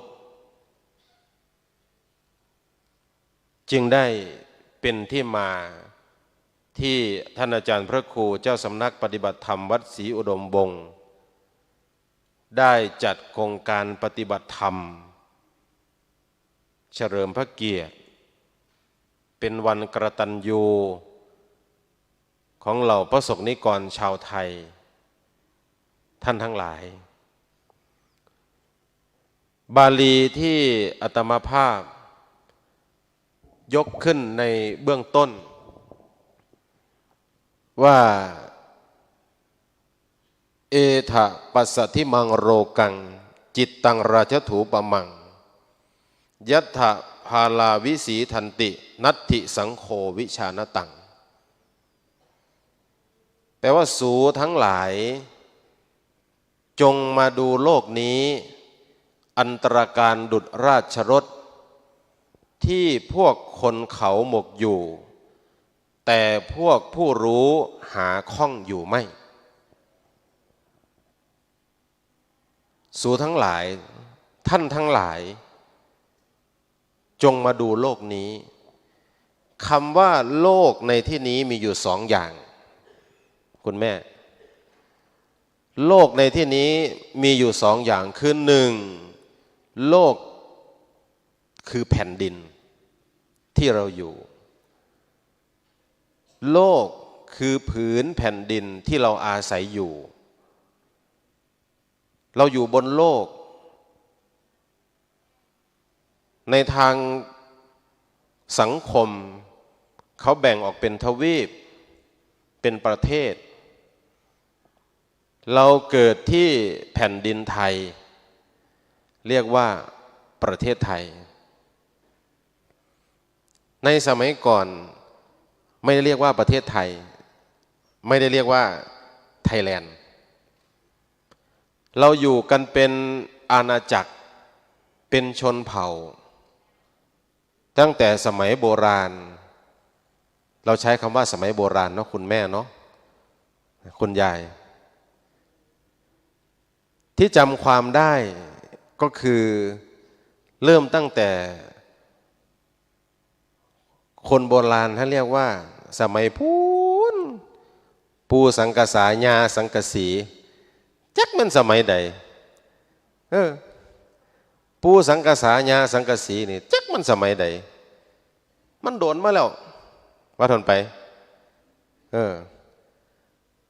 จำความได้ว่าเริ่มเข้าสู่ยุคของอาณาจักรธราวดีมาสุโขทัยอยุธยาธนบุรีและกรุงรัตนโกสินทร์อาจารย์พระครูท่านได้จัดนิทรรศการรูปอดีตบุรพมหากษัตริย์ยาธิราชเจ้าตั้งแต่สมเด็จพระนเรศวรมหาราชสมเด็จพระเจ้าตากสินมหาราชและราชวงศ์จักรี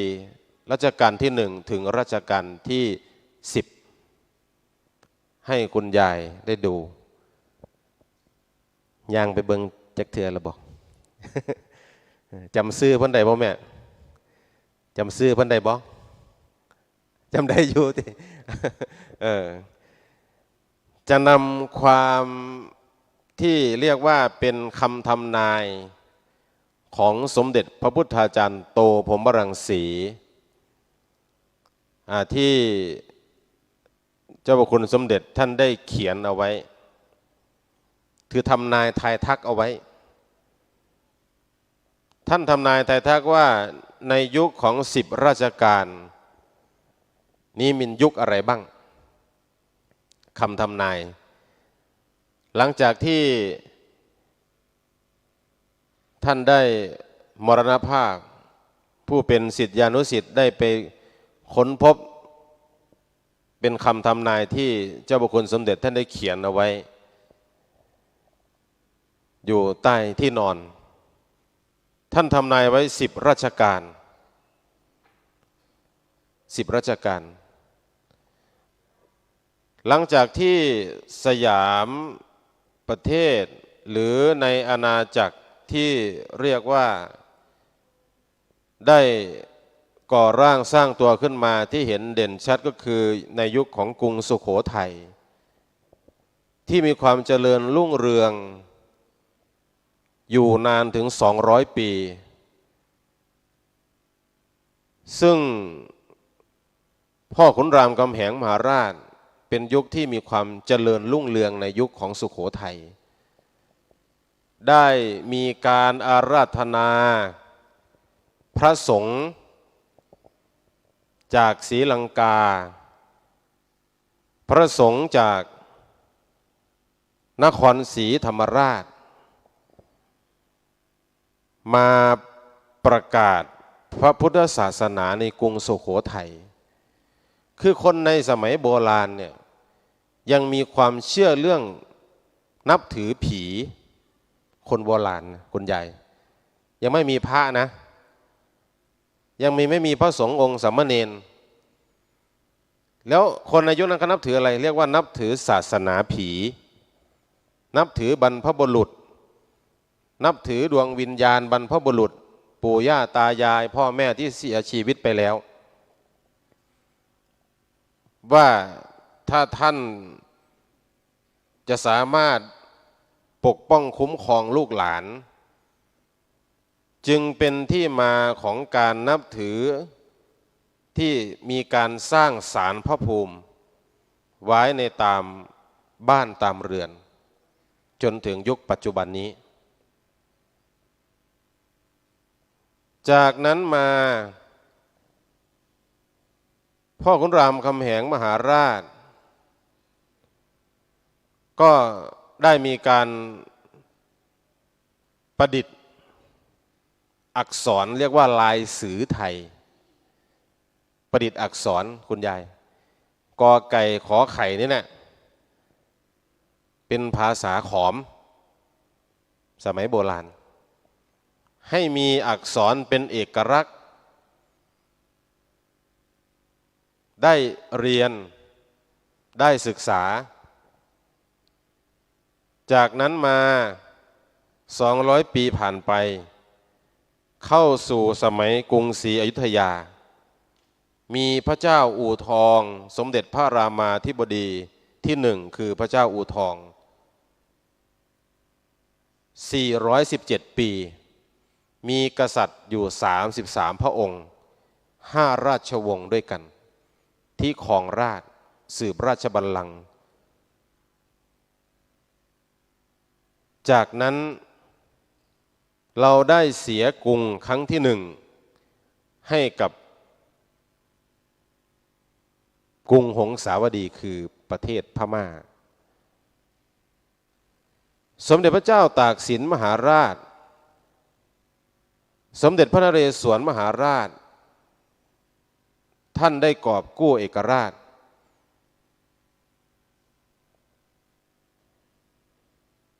ครั้งที่หนึ่งและในครั้งที่สองคือสมเด็จพระเจ้าตากสินไปโดยเร็วนะคุณยายเนาะ417 ปีผ่านไป 417 ปีผ่านไปกรุงศรีอยุธยาถูกไฟเผาไหม้จากภัยที่อยู่รอบประเทศเพื่อนบ้านของเราสมเด็จพระเจ้าตากสินมหาราชในครั้งที่ดำรงตำแหน่งเป็นพระยาวชิรปราการเจ้าเมืองกำแพงเพชรได้ตีฝ่าวงล้อมจากข้าศึกออกไปตั้งค่ายที่จังหวัด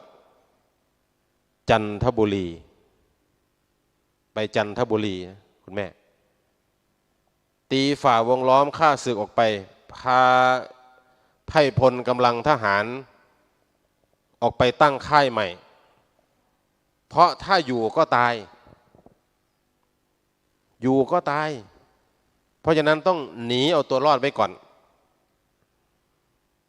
ไปตั้งค่ายอยู่ที่จันทบุรีตีเมืองจันทร์ไปยึดเอาเมืองจันทร์แล้วก็ตั้งค่ายกลับเข้ามาเพื่อกอบกู้เอกราชสุดท้ายสุดก็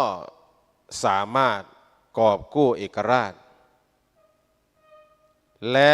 ได้สร้างเมืองหลวงใหม่จากกรุงศรีอยุธยามาเป็นกรุงธนบุรีคือริมฝั่งธนจากนั้นพระองค์ก็ได้ครองราชย์อยู่15 ปีเข้าสู่ในสมัยของราชวงศ์เรียกว่ากรุงรัตนโกสินทร์พระบาทสมเด็จพระพุทธยอดฟ้าจุฬาโลกมหาราชคือรัชกาลที่1รัชกาลที่2รัชกาลที่3รัชกาลที่4 5 6 7 8 9และ10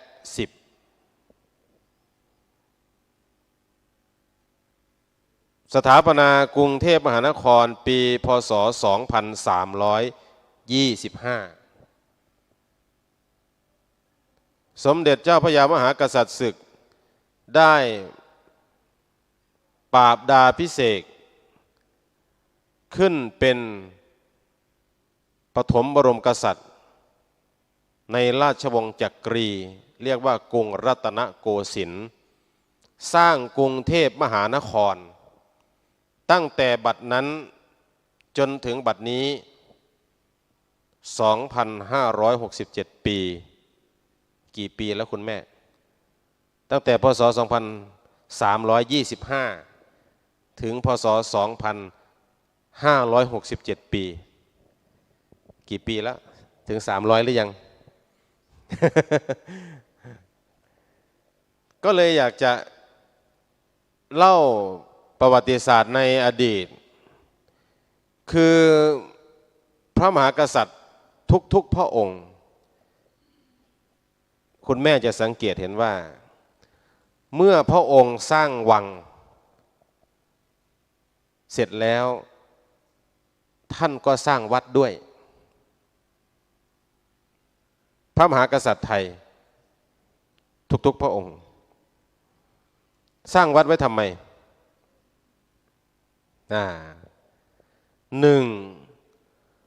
เมื่อเวลาที่ว่างเว้นจากราชการแผ่นดินพระองค์ท่านจะไปปฏิบัติธรรมไปถือศีลปฏิบัติธรรมเพราะฉะนั้นเราจึงเห็นว่าในวัดโบราณอยุธยาก็ดีสุโขทัยก็ดีธนบุรีก็ดีเมืองเก่าอยุธยาเนี่ยทำไมวังกับวัดมันอยู่ด้วยกันเพราะพระเจ้าแผ่นดินท่านสร้างวังแล้วก็สร้างวัดไว้ด้วยในเขตพระราชฐานเอาไว้ให้หนึ่งปฏิบัติธรรมสองเป็นที่เรียนหนังสือสำหรับพระบรมวงศานุวงศ์และขุนนางชั้นผู้ใหญ่ชาวบ้านธรรมดาไม่มีสิทธิ์ได้เรียนนะในสมัยก่อนเราปกครองด้วยระบบศักดินาเป็นทาสเป็นไพร่ไม่มีสิทธิ์ได้เรียนหนังสือไม่ได้รู้หนังสือคนที่รู้หนังสือคือเจ้านายชั้นผู้ใหญ่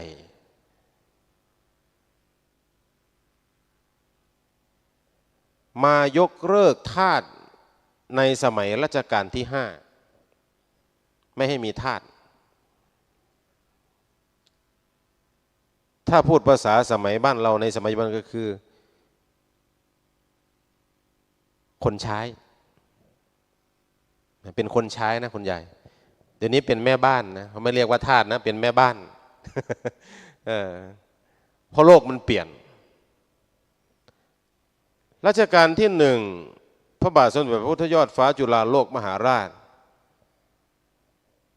พระองค์ท่านได้ปราบดาภิเษกเป็นปฐมกษัตริย์ในราชวงศ์จักรีพระองค์ท่านได้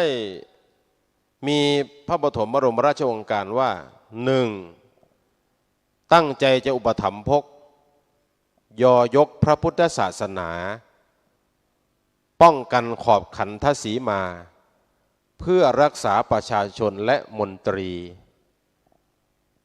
คุณแม่นั้นแสดงว่าพระองค์ทรงมีความเลื่อมใสในบวรพระพุทธศาสนาจึงได้สร้างวัดพระศรีรัตนมหาศาสดารามเรียกว่าวัดพระแก้วในปัจจุบันเป็นพระบรมมหาราชวังเป็นวัดตอนนี้ไม่มีพระอยู่นะมีแต่พระพุทธรูปพระสงฆ์ไม่ให้อยู่ จะใช้ประกอบพระราชกรณียกิจในวันสำคัญเท่านั้นและก็เปิดให้เป็นสถานที่ท่องเที่ยวเรียกว่าพระบรมมหาราชวังของไทยตั้งแต่สมัยรัชกาลที่หนึ่งเป็นต้นมาในรัชกาลที่หนึ่งเจ้าพระคุณสมเด็จพระพุทธจารย์โตท่านได้ทำนายไว้ว่าเป็นยุคมหาการรัชกาลที่สองพระองค์ท่านได้ทำนายว่าเป็นยุคพานยักษ์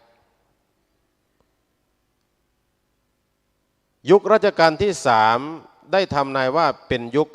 รักมิตร รัชกาลที่ 4เป็นยุคสนิทธรรมรัชกาลที่ 5เป็นยุคจำแขนขาดรัชกาลที่ 6เป็นยุคราชโจรรัชกาลที่ 7เป็นยุคชนร้องทุกข์รัชกาลที่ 8เป็นยุคทมิฬรัชกาลที่ 9เป็นยุคถิ่นกาขาวรัชกาลที่ 10เป็นยุคชาวศิวิไล10รัชกาลที่เจ้าพระคุณสมเด็จพระพุทธาจารย์โตพรหมรังสีได้ทำนายเอาไว้โยมคุณยายคุณแม่ลองคิดไปพร้อมๆกันกับอาตมารัชกาลที่ 1ท่านทำนายว่าเป็นยุคมหาการยุคมหาการมหาแปลว่าใหญ่มหาการหรือมหากาพย์เป็นยุคที่การสร้างบ้านแปลงเมืองเป็นยุคสงครามกว่าจะมาสร้างกรุงเทพได้รัชกาลที่ 1กับสมเด็จพระเจ้าตากสินนั้นก็เป็นพระสหายก็คือเป็นเพื่อนกันเป็นศิษย์สำนักเดียวกันแต่มา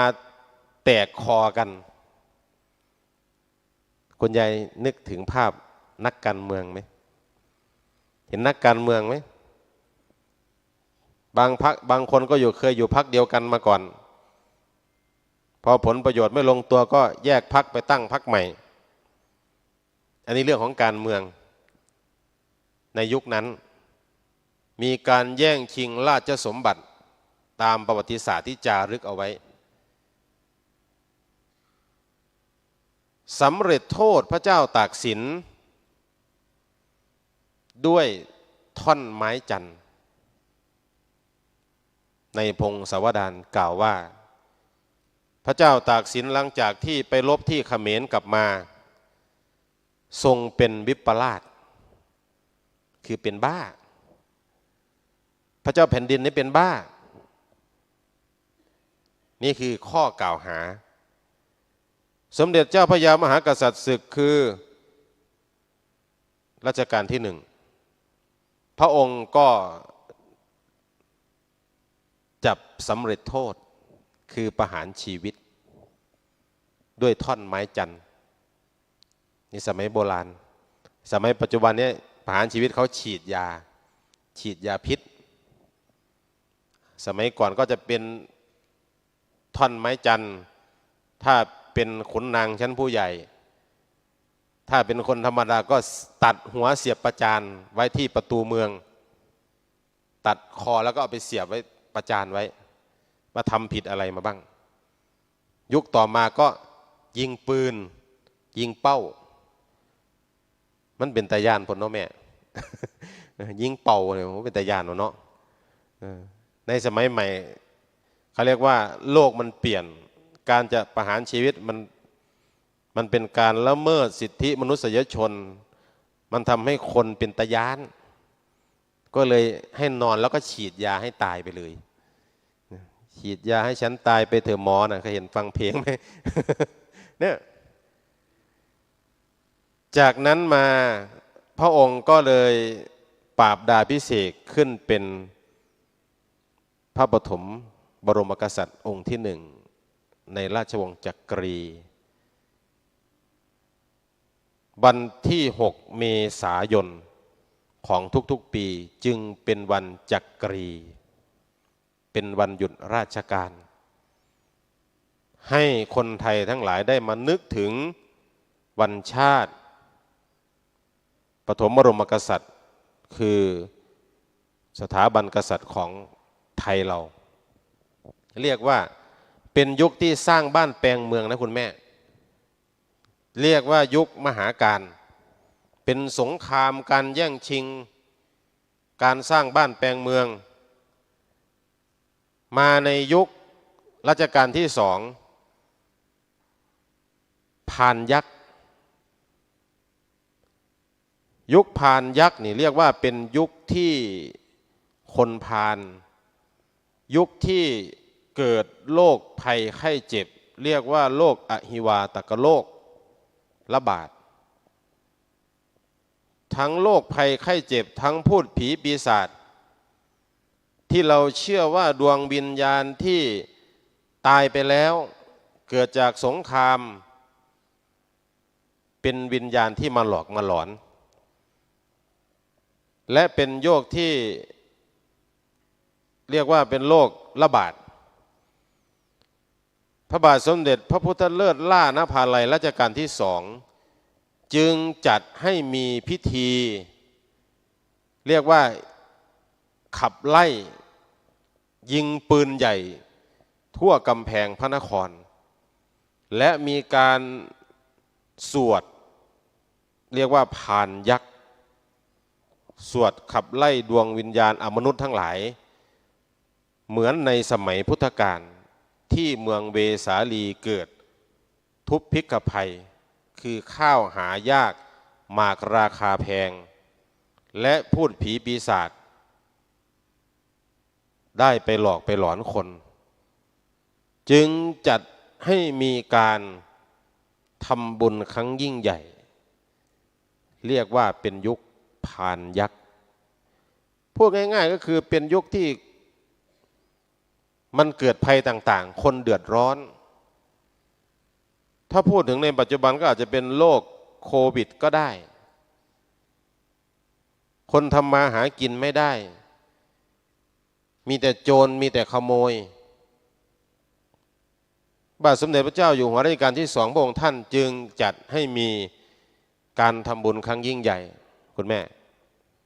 เรียกว่ายุคพานยักษ์พอเข้ามาสู่ยุครัชกาลที่สามพระทำนายว่ารักมิตรในยุครัชกาลที่สามนั้นเป็นยุคที่สงครามมันไม่มีแล้วเป็นยุคที่ต้องการเชื่อมสัมพันธไมตรีกับต่างประเทศต้องจับมือกันต้องมีการติดต่อค้าขายไม่ว่าจะเป็นต่างชาติจีน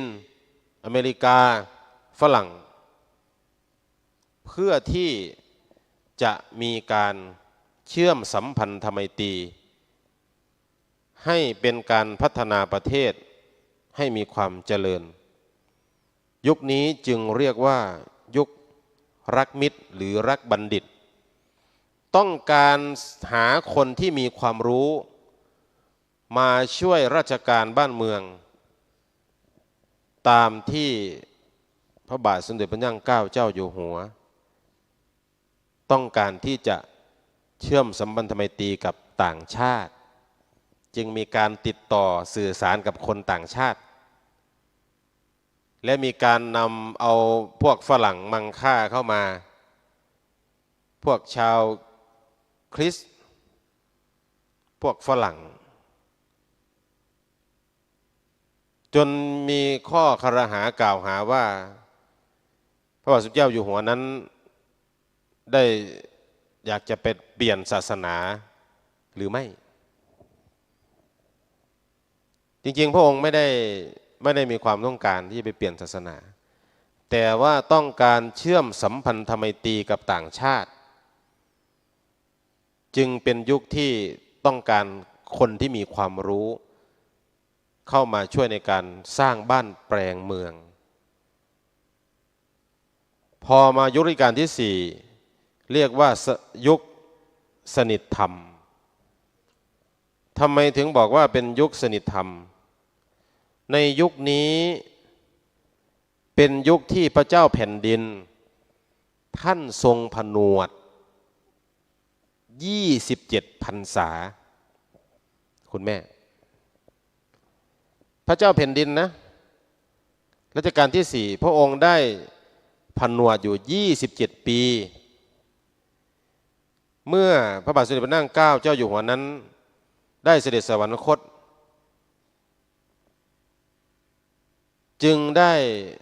ทูลเชิญพระองค์ท่านได้ลาสิกขาและมาครองราชย์ คนที่เคยบวชมา27 พรรษาเนี่ยถ้าบ้านเราศึกไปแล้วเขาเรียกว่าจานเนาะเป็นยาคูเป็นยาซาเป็นจานเราได้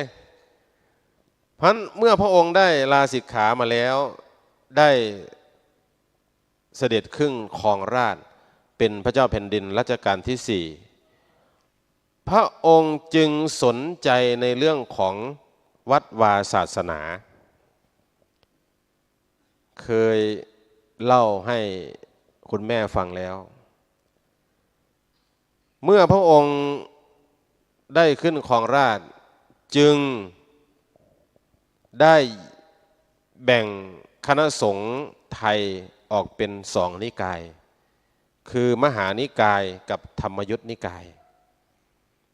มหานิกายคือนิกายใหญ่นิกายดั้งเดิมส่วนธรรมยุทธนิกายคือพระป่า2 สายเรียกว่าพระบ้านกับพระป่าในสมัยก่อนนั้นไม่มีธรรมยุทธไม่มีมหานิกายใช้เรียกว่าคณะ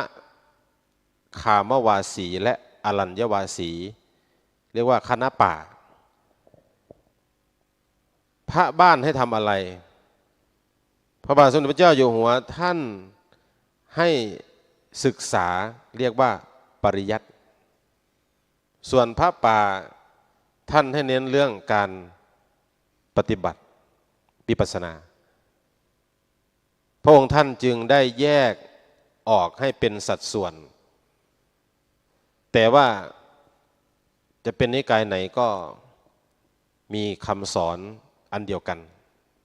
ก็คือ 84,000 พระธรรมขันธ์คำสอนของสมเด็จพระสัมมาสัมพุทธเจ้าเหมือนกันเพราะฉะนั้นในยุคนี้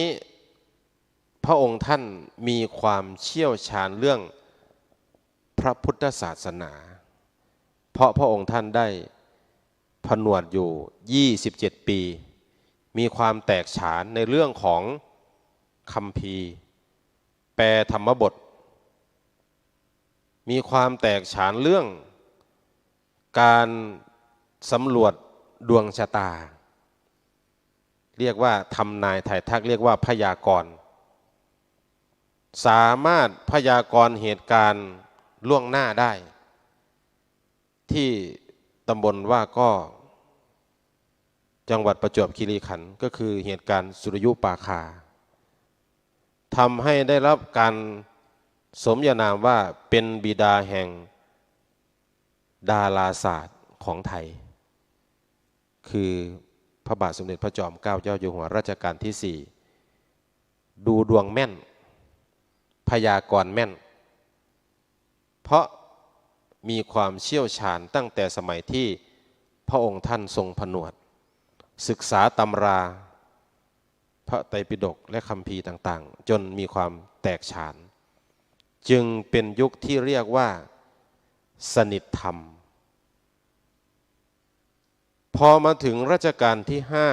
5พระบาทสมเด็จพระจุลจอมเกล้าเจ้าอยู่หัวในยุคนี้ท่านได้ทำนายว่าเป็นยุคจำแขนขาดทำไมถึงบอกว่าเป็นยุคจำแขนขาดเพราะในยุคนี้เป็นยุคที่ฝรั่งมังค่าเรียกว่าพวกตะวันตกแสวงหาล่าอาณานิคมล่าอาณานิคมนั้นหมายความว่าคนที่มีกำลังมากประเทศที่มีกำลังมากเป็นประเทศมหาอำนาจก็จะแสดงหาอาณานิคมเพื่อมาเป็นเมืองขึ้นเหมือนกับในสมัยก่อนที่พระเจ้าแผ่นดินไปตีเอาเมืองนั้นเมืองนี้เหมือนในหนังในละครที่เราดูเป็นประวัติศาสตร์ไปตีเมืองเชียงใหม่ไปตีเมืองคังไปตีพม่าก็มาตีอยุธยาหงสาก็มาตีอยุธยาอยุธยาก็ไปตีหงสาเป็นการประกาศแสนยานุภาพของพระเจ้าแผ่นดินที่มีพระปรีชาสามารถในการรบสมัยก่อนไม่ได้มีปืนนะใช้มีดใช้ดาบ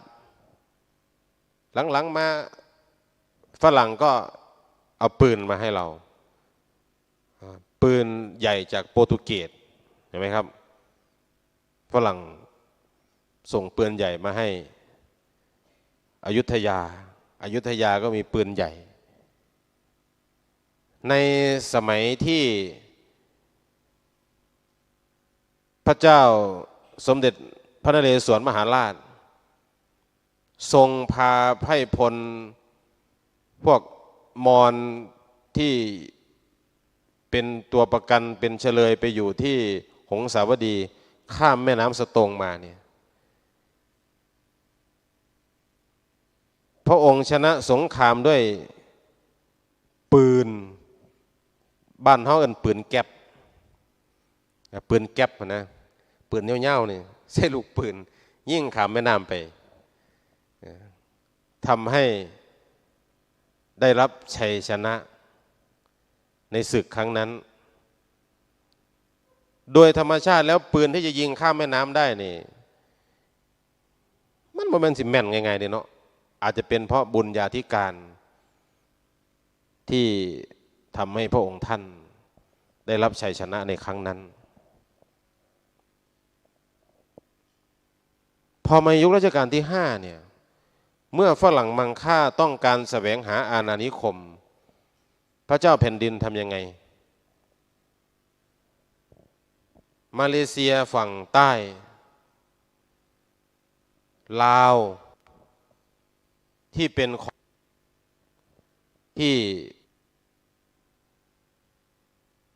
ของ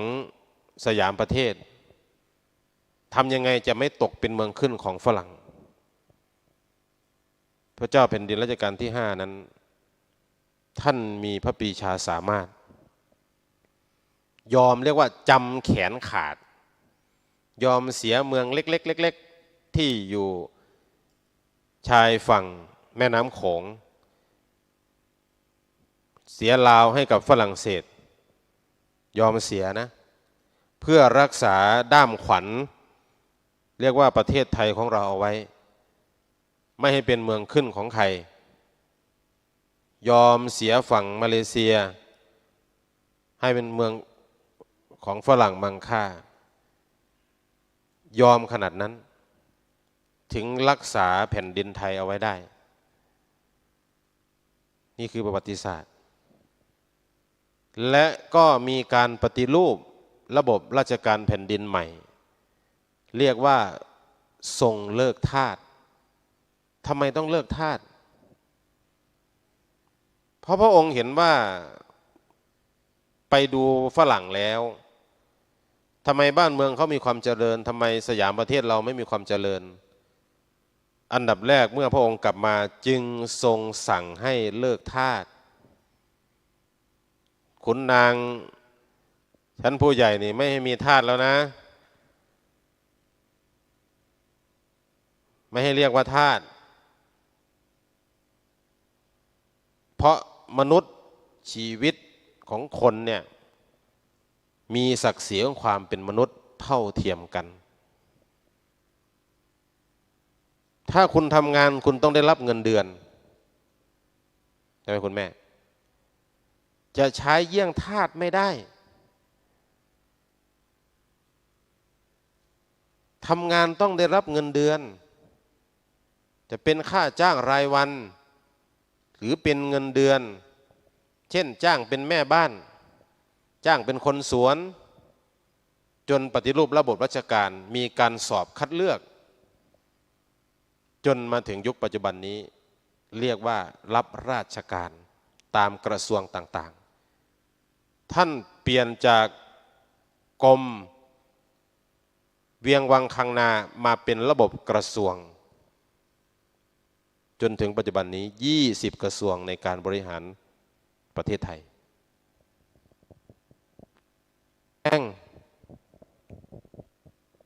ให้ประเทศไทยมีความเจริญสร้างโรงเรียนแม้แต่พระสงฆ์เองก็ให้เรียนหนังสือจะนั่งหลับตาอย่างเดียวก็ไม่ได้ต้องศึกษาธุระที่สำคัญในพระพุทธศาสนา เรียกว่าคันธทุระและวิปัสสนาธุระ พระที่อยู่บ้านเรียกว่าวัดบ้านก็ให้ศึกษาคันธทุระ พระที่ท่านอยู่ป่าก็ให้มีหน้าที่วิปัสสนาธุระช่วยกัน และก็สร้างมหาวิทยาลัยสงฆ์ให้วัดมหาธาตุเป็นสถานที่ศึกษาพระไตรปิฎกและวิชาชั้นสูงสำหรับพระภิกษุสามเณรและประชาชนทั่วไปให้พระได้เรียนหนังสือพระภิกษุสามเณรได้เรียนหนังสือกำหนดหลักสูตรโดยสมเด็จพระมหาสมณเจ้ากรมพระยาวชิรยานวโรรสกำหนดให้มีหลักสูตรนักธรรมชั้นตรีโทเอกหลักสูตรเรียนบาลีประโยค1 2ประโยค3ถึงประโยค9เป็นมหาปรริญญาในสมัยก่อนเวลาไปสอบว่าสอบธรรมสนามหลวงสอบบาลีสนามหลวงสมัยก่อนนั้นพระก็ไม่เยอะเวลาไปสอบที่ไหนสอบในพระสอบที่อยู่หัวนั้นทรงอุปถัมภ์โดยมีสมเด็จพระสังฆราชมีคณะกรรมการนั่งคนที่ไปสอบก็สอบด้วยปากเปล่าแปลบาลีก็แปลด้วยปากเปล่าสอบวันเดียวจบประโยค9ก็ยังได้คือในสมัยก่อนแปลให้ได้ตามที่กำหนดถ้าแปลไม่ได้ก็ถึงประโยคไหนก็จบแล้วค่อยมาแปลใหม่อันนี้ในสมัย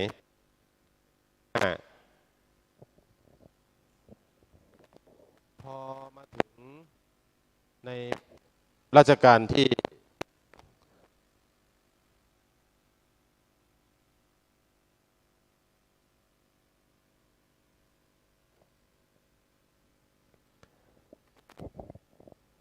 ราชโจรคุณแม่ยุคราชโจร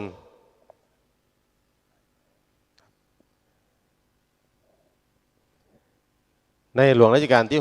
6ที่ท่านทำนายว่ายุคนี้เป็นยุคราชโจรคือบ้านเมืองของเราก็มีโจรผู้ร้ายมากขึ้นมีคนที่คิดไม่ดีล้มล้างสถาบันเบื้องสูงเรียกว่าชาติศาสนาพระมหากษัตริย์ในหลวงรัชกาลที่6พระองค์ท่านจึงให้ตั้งกองลูกเสือป่าขึ้น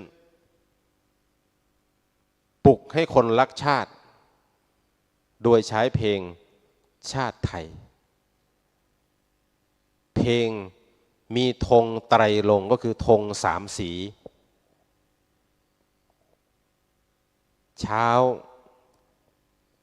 กี่โมงคุณแม่8:08 นาฬิกาเมื่อได้ยินเสียงเพลงชาติไทยสมัยก่อนมันไม่มีนะเครื่องเสียงนะสมัยก่อนไม่มีนะวิทยุทำยังไงให้ขุนนางข้าราชบริพารเข้าแถวเชิญธงชาติขึ้นร้องเพลงร่วมกันเพื่อเป็นการปลุกให้คนรักชาติรักบ้านเมืองชาติศาสนาพระมหากษัตริย์ชาติอย่าตัดกษัตริย์อย่าฆ่าศาสนาอย่าทำลายเห็นไหมคนที่ไม่มีทะเบียนบ้านยังไม่มีนามสกุลนะพระองค์ท่านก็ให้มีทะเบียนราษฎร์ให้มีชื่อมีนามสกุล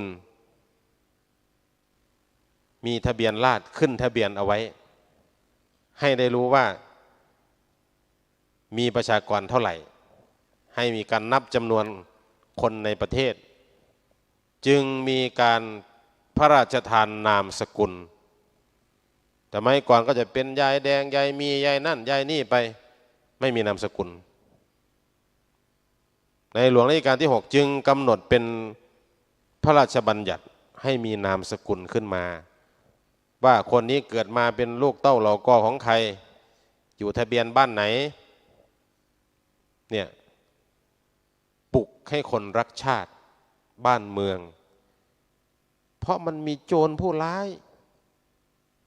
คนที่จะจ้องทำลายชาติบ้านเมืองของเรา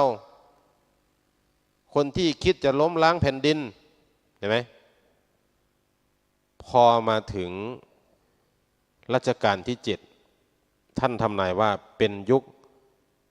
ชนร้องทุกข์ชนร้องทุกข์คืออะไรในรัชกาลที่ 7เนี่ยเงินในคลังหลวงนี่มันจะหมดท้องพระคลังหลวงที่เงินจะมาพัฒนาบ้านเมืองเนี่ยไม่มีเงินชาวบ้านเกิดภัยต่างๆแม้ฝรั่งมังค่าก็จะมาแสวงหาประโยชน์จากสยามประเทศเงินในท้องพระคลังมันหมดพระองค์ท่านทำไงปลดข้าราชการขุนนางชั้นผู้ใหญ่ปลดออกตำแหน่งในไม่สำคัญก็ปลดออกลดข้าราชการลงเรียกว่าเงินถุงแดงที่พระองค์ท่านเคยสั่งสมไว้เนี่ยของพระองค์เองก็เอาออกมาใช้จ่ายมาบริหารประเทศที่เป็นเงินที่พระองค์ท่านได้เก็บสะสมเอาไว้มันไม่มีธนาคารเด้ไม่เหมือนสมัยปัจจุบันสมัยนั้นอาจจะซ่อนไว้ใน เอาไว้ในไหเอาไว้ในถุงแดงเอาไว้ในปี๊บเอาไปฝังดินไว้ทุกวันนี้เอาไปไว้ธนาคารจะใช้ก็กดเดี๋ยวนี้โทรศัพท์มือถือก็โอนผู้ฟังที่อยู่ทางบ้านอยากจะร่วมทำบุญก็โอนเข้าบัญชีที่อาจารย์พระครูได้ประกาศเนี่ยคือสมัยปัจจุบันสมัยก่อนมันไม่มีโบราณมากนะชนร้องทุกข์โอ้ยชาวบ้านเดือดร้อนพระเจ้าแผ่นดินช่วยน้อยพระองค์ท่านช่วยน้อย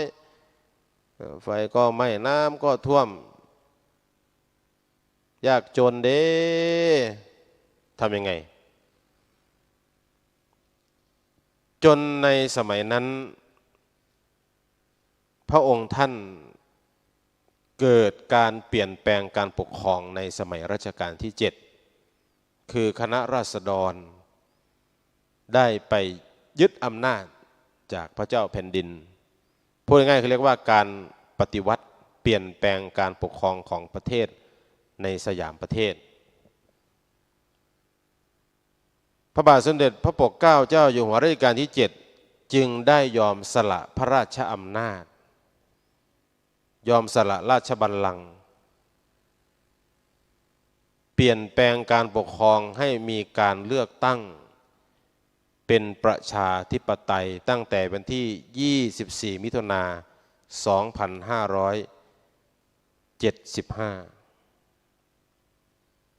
2575เป็นต้นมามีการเลือกตั้งคณะราษฎรได้ไปยึดอำนาจจากพระเจ้าแผ่นดินพระองค์ท่านก็ยอมสละอำนาจแล้วสละราชบัลลังก์แล้วก็หนีไปต่างประเทศสุดท้ายก็ไปสวรรคตที่ต่างประเทศโดยรัฐบาลไม่ได้จัดพิธีถวายพระบรมศพให้พระองค์ท่านเพียงแต่นำอัฐิเข้ามาทำบุญแค่นั้นเองเรียกว่าเป็นยุคนี้เรียกว่าเป็นยุคราชนร้องทุกข์ต้องการให้ประเทศของเราเจริญต้องการให้พระเจ้าแผ่นดินสละราชบัลลังก์ต้องการให้มีการเลือกตั้งเลือกผู้นำเลือกนายกรัฐมนตรี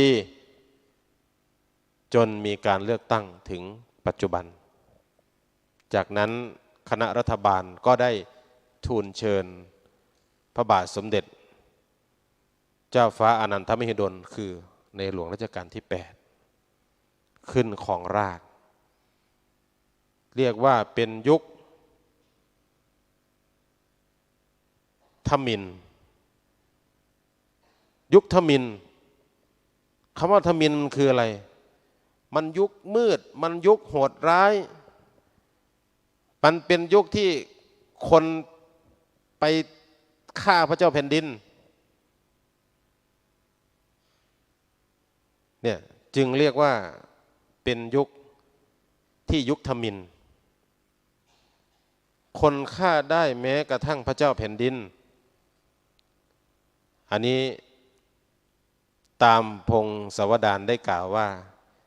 ไม่มีใครฆ่าพระองค์ท่านแต่ว่าด้วยยังทรง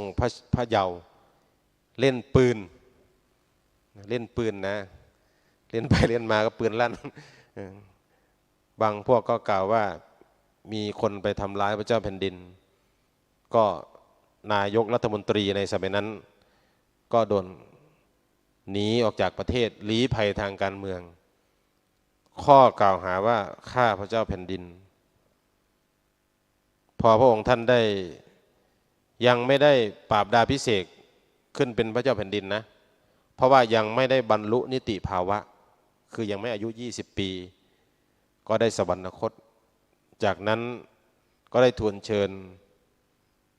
ในหลวงรัชกาลที่ 9เจ้าฟ้าภูมิพลอดุลยเดชขึ้นเป็นพระเจ้าแผ่นดินในหลวงรัชกาลที่ 9พระองค์ท่านได้มีพระราชดำรัสในวันที่ปฐมบรมราชโองการว่าเราจะครองแผ่นดินโดยธรรมเพื่อประโยชน์สุขของมหาชนชาวสยามจากนั้นมาพระองค์ท่านก็กลับไปศึกษาต่อที่ต่างประเทศจนได้ครองราชสมบัติที่เป็นกษัตริย์ที่ยาวนานที่สุดในโลกพระกรณียกิจน้อยใหญ่ของพระองค์ท่านในหลวงรัชกาลที่ 9เราจึงยกย่องเอาวันที่ 5เป็นวันคล้ายวันพระราชสมภพคือวันเกิดของพระองค์ท่านเป็นวันพ่อแห่งชาติ12 สิงหาเป็นวันแม่แห่งชาติให้พระสงฆ์นิกรชาวไทยทุกหมู่เหล่าได้สำนึกในพระมหากรุณาธิคุณและปฏิบัติหน้าที่ของลูกที่ดีกับพ่อกับแม่พ่อของแผ่นดินแม่ของแผ่นดินพ่อบังเกิดเกล้าแม่บังเกิดเกล้าที่อยู่ในครอบครัวลูกก็ให้รู้จักหน้าที่จึงเป็นที่มาของวันสำคัญของชาติบ้านเมืองของเราเขาเรียกว่าเป็นยุคถิ่นกาขาวเป็นยุคที่ฝรั่งมังค่าเข้ามาในเมืองไทยเยอะมากพัทยาก็มีแต่ฝรั่งตอนนี้อุดรขอนแก่นก็มีแต่เขยฝรั่งบ้านอาตมาก็เขยฝรั่งเต็มบ้านหนองบัวซอจังหวัดอุดรเนี่ยเรียกว่าเป็นถิ่นกาขาวยุคฝรั่งมังค่าคือคนต่างชาติเข้ามาในเมืองไทยของเรามาหาอยู่หากินมาใช้ชีวิตในบ้านปลายเกษียณอายุราชการจากฝรั่งก็มาหาเอาเมียคนไทยบ้านเฮาบ้านคนอีสานก็เลยไปหาฝรั่งรวยๆอยากเอาผัวฝรั่งผัวไทยเนี่ยเมื่อแรงเลิกงานมากกินเราแล้วมันก็ตีเมียตีลูก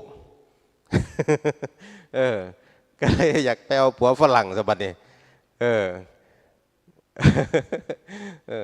ผู้ดีก็ดีไปผู้บ่ดีก็คือกันนั่นแหละแต่ว่าฝรั่งเขาเป็นคนมีเงินบ้านเขาเนี่ยใช้เงินดอลลาร์เงินที่เขามาใช้บ้านปลายชีวิตที่เมืองไทยคือเป็น เงินบำเหน็จบำนาญเงินผู้สูงอายุเงินผู้สูงอายุไอ้เดือนละ300-400มันก็ตกเป็นเงินไทย4-5 หมื่นบ้านเราได้600-700ใครได้1,000ก็ให้มัน90 ปีขึ้นไป ใครจะไปอยู่ปันนั้นเนาะ90 ปีน่ะอยู่ปันนั้นก็ได้นอนอยู่เตียงไปใส่กับบ่ได้แล้วเนาะคุณแม่เนี่ยเรียกว่าเป็นยุคถิ่นกาขาวบ้านเมืองของเราประเทศไทยของเราจึงเปลี่ยนจากคำว่าสยามประเทศมาเป็นไทยแลนด์นะตั้งแต่พศ2488ในสมัย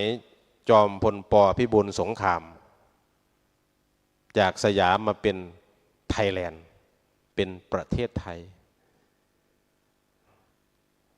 ถ้าสมัยก่อนนั้นเวลาไปต่างประเทศฝรั่งมังค่าเนี่ยถ้าว่าไทยแลนด์เนี่ยเขาไม่รู้จักนะเขาเรียกว่าบางกอกแบงกอกบางกอกไปบางกอกไปใส่ก็ไปกรุงเทพ ไปบางกอกในสมัยโบราณเนาะเนี่ยถ้าคนต่างชาติก็แบงกอกบางกอกนั่นแหละกรุงเทพนั่นแหละคือในยุคนี้พระองค์ท่านก็คุณพ่อคุณแม่ก็คงจะเห็นพระราชกรณียกิจของพระองค์ท่านได้ทำเพื่อประเทศไทยได้ทำเพื่อชาติบ้านเมืองของเราให้มีความเจริญรุ่งเรืองจนถึงวาระสุดท้ายของพระองค์ท่านที่ได้เสด็จสวรรคตที่เราอยู่ในเหตุการณ์ทุกท่านก็คงจะทราบดีจากนั้นมาพระบาทสมเด็จพระวชิรเกล้าเจ้าอยู่หัวรัชกาลที่10ก็ได้เสด็จครองราชย์ต่อจากพระองค์ท่านเป็นยุคชาวศรีวิไลย์เขาว่าแต่ว่าชาวก็ไม่ชาวนะเป็นชาวศรีวิไลย์ถ้าไปตีความในคำทำนายท่านก็เขียนไว้ว่าเป็นยุคที่มันโลกมันศรีวิไลย์มันมีความเจริญรุ่งเรืองเพราะหลังมังค่าเข้ามาทำมาหากินในบ้านเราพระองค์ท่านในหลวงท่านก็ทรงเป็นกันเองกับประชาชนชาวบ้านธรรมดาในสมัยก่อนเนี่ยเวลาไปรับเสด็จพระองค์ท่านจะเสด็จมาเนี่ยในสมัยโบราณนี่ไม่มีสิทธิ์ได้มองเห็นหน้าพระมหากษัตริย์ไม่เห็นเลยนะคุณแม่จักพระเจ้าแผ่นดินพระหน้าตาเป็นจังได๋ในสมัยกล้องถ่ายรูปไม่มีนะสมัยโบราณน่ะถ้าดูในตามประวัติในพงศาวดารนี่ในเห็นไหมพระเจ้าแผ่นดินเสด็จออกไปเยี่ยมราษฎรเนี่ยไม่มีคนรู้จักว่าเป็นพระเจ้าแผ่นดินจักมาแต่ใส่มาแต่เมืองหลวงบ่มาเพราะว่าคนไม่รู้จักเลยพระเจ้าแผ่นดินเป็นหน้าตาเป็นยังไงไม่มีโอกาสได้เห็นแม้แต่ขุนนางเนี่ยไปเข้าเฝ้าก็ยังมองหน้าพระเจ้าแผ่นดินไม่ได้ต้องก้มอย่างเดียวโลกมันเปลี่ยนในยุครัชกาลที่10ท่านจึงทำนายว่าเป็นชาวศรีวิไลย์มันจะศรีวิไลย์แค่ไหนโยมคุณแม่ลองคิดดูสิขนาดพระเจ้าแผ่นดินเสด็จเนี่ยพระองค์ท่านก็ยังถ่ายรูปได้เห็นไหมขอถ่ายรูปพระองค์ท่านก็ยังให้ถ่ายรูปนะขอเซลฟี่ก็ยังขอลายเซ็นก็ยังได้เลยสมัยก่อนนี่ห้วยประหารชีวิตคุณแล้วติดคุกคุณแล้วทหารนี่กันไว้อย่าเข้าใกล้ก็ไม่ได้ทุกวันนี้พระองค์ท่านทรงปรับตัวให้กับยุคกับสมัยที่มันเปลี่ยนไปให้เข้ากับชาวบ้านให้มีความคุ้นเคยให้รู้สึกว่ามีความอบอุ่นเมื่อเห็นพระเจ้าแผ่นดินทุกบ้านจึงมีรูปพระองค์ท่านไว้บูชาไปกราบไหว้เป็นสมเด็จพระมหากษัตริย์เป็นสมมุติเทพ เป็นเจ้าฟ้าเจ้าแผ่นดินที่เรากราบไหว้บูชาและมีความเชื่อว่าพระองค์ท่านจะทรงปกป้องคุ้มครองแผ่นดินและก็คนไทยทุกคนในหลวงรัชกาลที่ 4พระองค์ท่านจึงได้ตรัสเป็นพระราชดำรัสว่าเราจะสืบสานต่อยอดจากในหลวงรัชกาลที่ 9ซึ่งเป็นพระราชบิดาของท่านญาติโยมท่านทั้งหลายวันนี้จึงเป็นวันที่สำคัญอย่างยิ่งที่หลวงพ่อพระครูอุดมวรานุวัตรหรือท่านพระอาจารย์สมบัติเจ้าสำนักปฏิบัติธรรมวัดศรีอุดมวงศ์พร้อมด้วยคณะสงฆ์จังหวัดเลยหัวหน้าส่วนราชการได้ร่วมกันจัดพิธีจัดโครงการปฏิบัติธรรมเพื่อถวายเป็นพระราชกุศลในสิ่งที่เราท่านทั้งหลายได้รับพระมหากรุณาธิคุณจึงกำหนดเป็นวันดินโลกวันกตัญญูวันชาติวันพ่อแห่งชาติในวันที่5ธันวาคมในวันนี้ซึ่งได้จัดมาเป็นประจำทุกปีและก็มีกิจกรรมที่สำคัญคือได้ปฏิบัติธรรม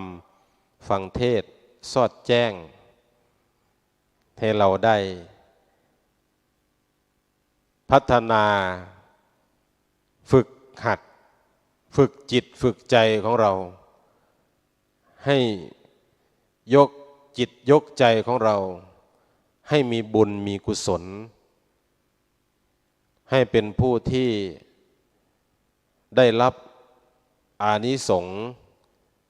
จากการที่เราท่านทั้งหลายได้เสียสละให้ทานรักษาศีลเจริญเมตตาภาวนาดังบาลีที่อาตมาภาพได้ยกขึ้นในเบื้องต้นแล้วก็แปลเป็นภาษาไทยใจความง่ายๆว่าสูทั้งหลายจงมาดูโลกนี้อันตรการดุจราชรถที่พวกคนเขาหมกอยู่แต่พวกผู้รู้หาข้องอยู่ไม่คือโลกมันมีความเจริญด้วยวัตถุภายนอกเป็นสิ่งที่เย้ายวนจิตใจตามยุคตามสมัยถ้าเราหลงโลกหลงวัตถุเหล่านั้นตกไปเป็นทาสของฝรั่งมังค่าตกไปเป็นทาสของวัตถุนิยมโดยที่ไม่ได้มองเห็นคุณค่าที่แท้จริงเราก็เป็นผู้ที่แพ้ภัยแพ้ตนเองแต่ตรงกันข้ามสิ่งที่โลกมันเปลี่ยนสิ่งที่มันพัฒนาสิ่งที่มันเจริญถ้าเราใช้ให้เป็นประโยชน์มันก็จะเป็นประโยชน์มหาศาลเป็นวัตถุที่สร้างขึ้นมาเพื่อความเจริญทางภายนอกส่วนความเจริญภายในก็คือยกจิตยกใจของเรา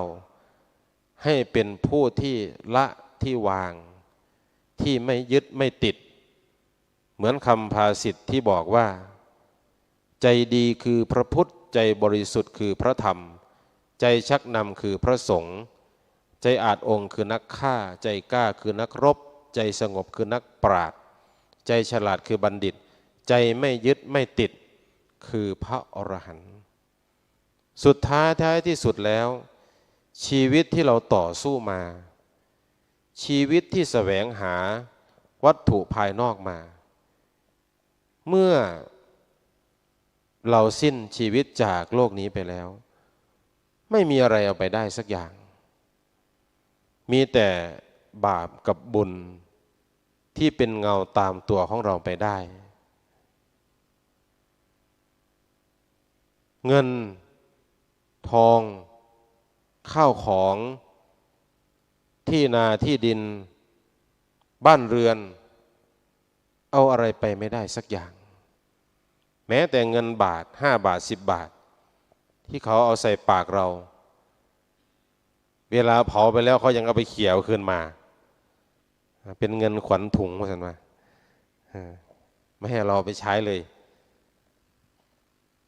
นี่คือสัจธรรมความจริงของชีวิตที่พระพุทธศาสนาองค์สมเด็จพระสัมมาสัมพุทธเจ้าได้แสวงหาความจริงของชีวิตทิ้งทุกสิ่งทุกอย่างที่เป็นโลกภายนอกมาหาความสุขทางใจจนได้ตรัสรู้เป็นพระอนุตตรสัมมาสัมโพธิญาณประกาศพระศาสนาให้เป็นบริษัทของพระพุทธองค์จนเจริญมาถึงปัจจุบันท่านทั้งหลายน้อมจิตน้อมใจเป็นบุญเป็นกุศลเพื่อถวายเป็นพระราชกุศลในองค์สมเด็จพระบุรพมหากษัตริย์อันมีสมเด็จพระนเรศวรมหาราชสมเด็จพระเจ้าตากสินมหาราชพระบาทสมเด็จพระพุทธยอดฟ้าจุฬาโลกมหาราชพระบาทสมเด็จพระพุทธเลิศล่านภาลัยพระบาทสมเด็จพระนั่งเกล้าเจ้าอยู่หัวพระบาทสมเด็จพระจอมเกล้าเจ้าอยู่หัวพระบาทสมเด็จพระจุลจอมเกล้าเจ้าอยู่หัวพระบาทสมเด็จพระปกเกล้าเจ้าอยู่หัวพระบาทสมเด็จพระมงกุฎเกล้าเจ้าอยู่หัวพระบาทสมเด็จพระอานันทมหิดลพระบาทสมเด็จพระภูมิพลและถวายเป็นพระราชกุศลแด่พระบาทสมเด็จพระวชิรเกล้าเจ้าอยู่หัวสมเด็จพระนางเจ้าพระบรมราชินีนาถ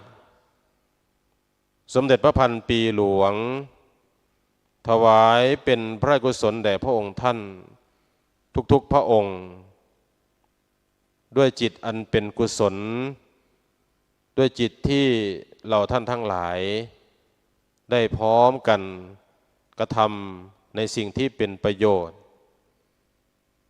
ชั่วรีบหนีดีรีบทำสร้างกุศลคุณงามความดี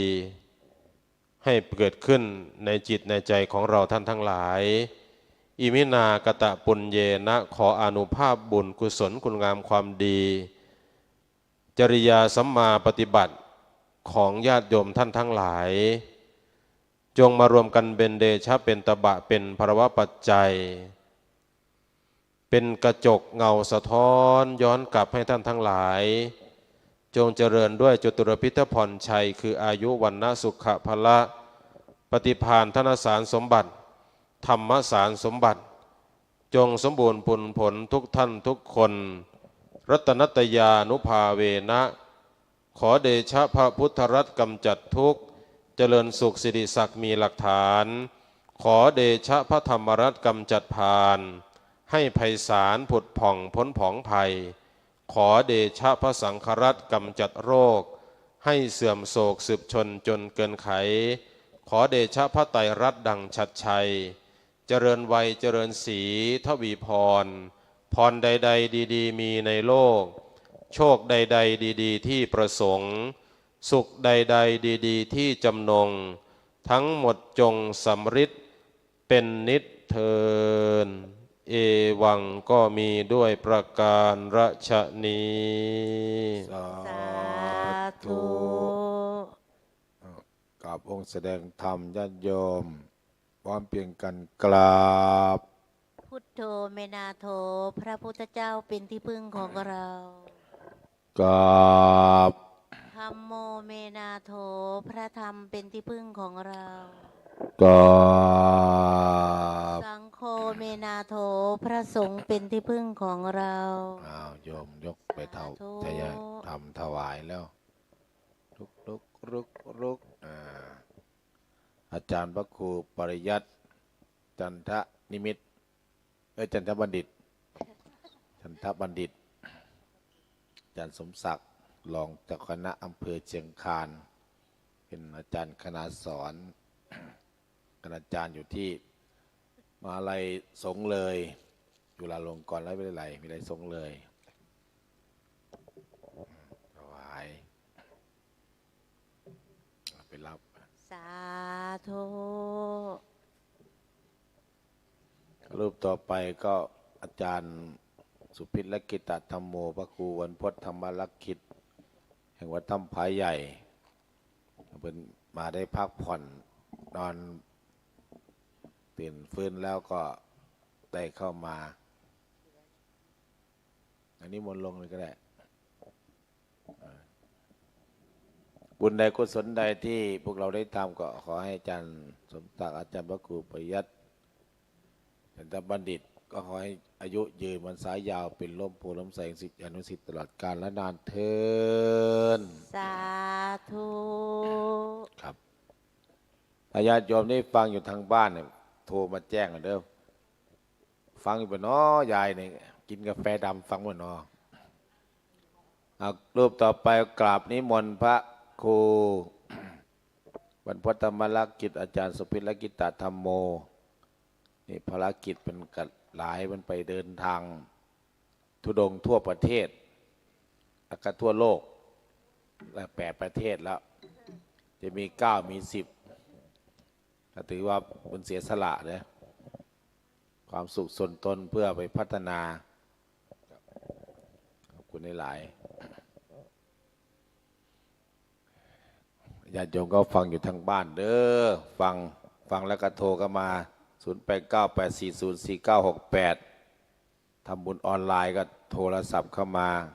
ไลน์เข้ามาเด้อก็ฟังเพื่อนแค่น้อยฟังเพื่อนใหญ่ภาพฟังบนน้อใหญ่ภาพใหญ่สะอ้านก็น้อยกินกาแฟดำฟังอยู่เด้อโยมลพบุรีฟังบนน้อโยมลพบุรีเนี่ยพรุ่งนี้ธนาคารปิดนะนักขัตฤกษ์เอากราบองค์แสดงธรรมพร้อมเพียงกันกราบ พุทโธเมนาโถพระพุทธเจ้าเป็นที่พึ่งของเรา กราบ ธัมโมเมนาโถพระธรรมเป็นที่พึ่งของเรา กราบ สังโฆเมนาโถพระสงฆ์เป็นที่พึ่งของเรา กราบนิมนต์ค ก รับ ราบนิมนต์เจ้าค่ะ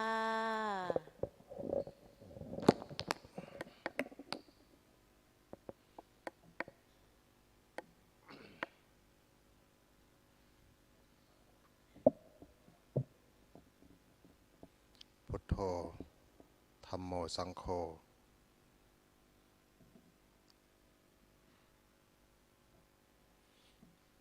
บ่ง่วงติ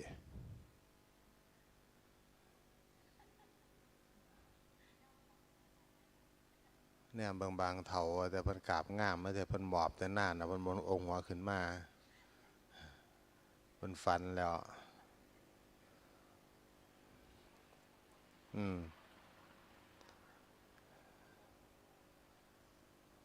ถือว่ามันเป็นโอกาสบางช่วงของชีวิตเฮามือไม่ไผเทศน์ฟังจังนอนเนาะอาตมาคือกันมือใดบ่มีผู้มาฟังเทศน์จังสินอนคือกันมือใดยังมีผู้มาฟังเทศน์ก็สิลุกขึ้นมาเทศน์แต่ก็มีอยู่ดอกบางเทื่อก็ดีลุกขึ้นมาเทศน์ยังมื้อเช้าจักเขาฟังหรือบ่ฟังบ่ฟังอยู่บ่แต่ก็บ่คือมาเทศน์อยู่ทั้งธรรมาสน์อยู่ทั้งธรรมาสน์องค์อาจเบิ่งผู้ฟังเห็นผู้มองจ้องตากันเทศน์แต่ว่าเทศน์อยู่ในรายการมันบางเทื่อบ่ได้เข้าสถานีเสื้อบ่บางเทื่อนอนเทศน์ก็มีบ่จัก นอนเทศก็มีบ่จักติ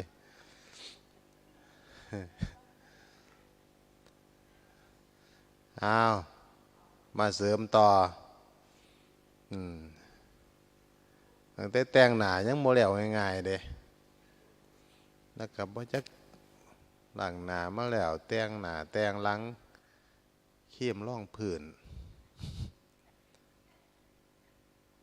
บ่จักสิเอาปากบ่จักสิเอาตามันเห็นน้ำเขาเบิดปัจจุบันเนาะ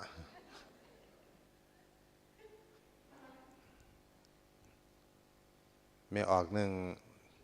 เป็นนั่งรถไฟอยู่อังกฤษวังหันนะโอ้เขาก็มักงามครูประเทศตัวคนสุภาพสตรีว่าสนอกแต่งหน้าจนเลยป้ายรถไหม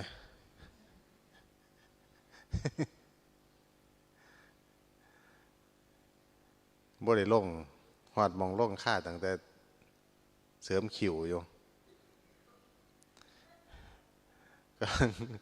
เรากำลังเสริมคิวเราอยู่อาตมากับยุคข้างๆไกลๆเนาะมันหันหน้าใส่กันมองไกลดีๆเขาบ่ได้สนใจเขา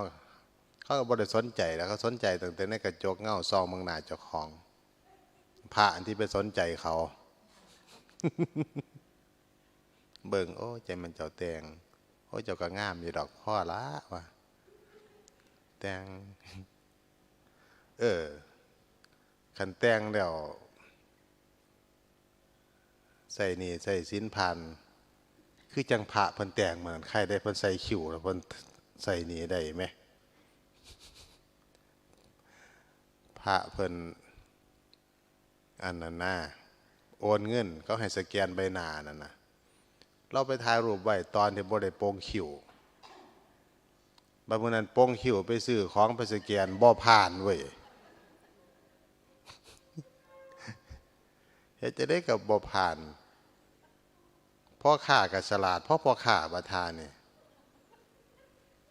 เรามาเอาผ่าเตียบดำๆมาตัดติดคิ้วให้เรา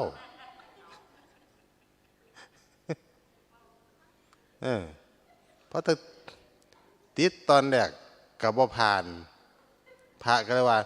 สงสัยมันหนาไปมันใหญ่ไปมั่งโยมว่าสันว่างั้นเอาใหม่ว่าสันว่า ตัดให้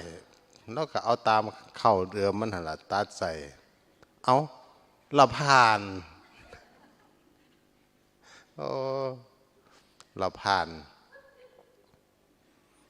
อันนั้นยังว่าซอยกัน2 คนได้อันไม่ออกกันสแกนเงินอันสแกนนั้นยังว่าเสริมคิวเป็นซอยกัน2 คนเนาะอัน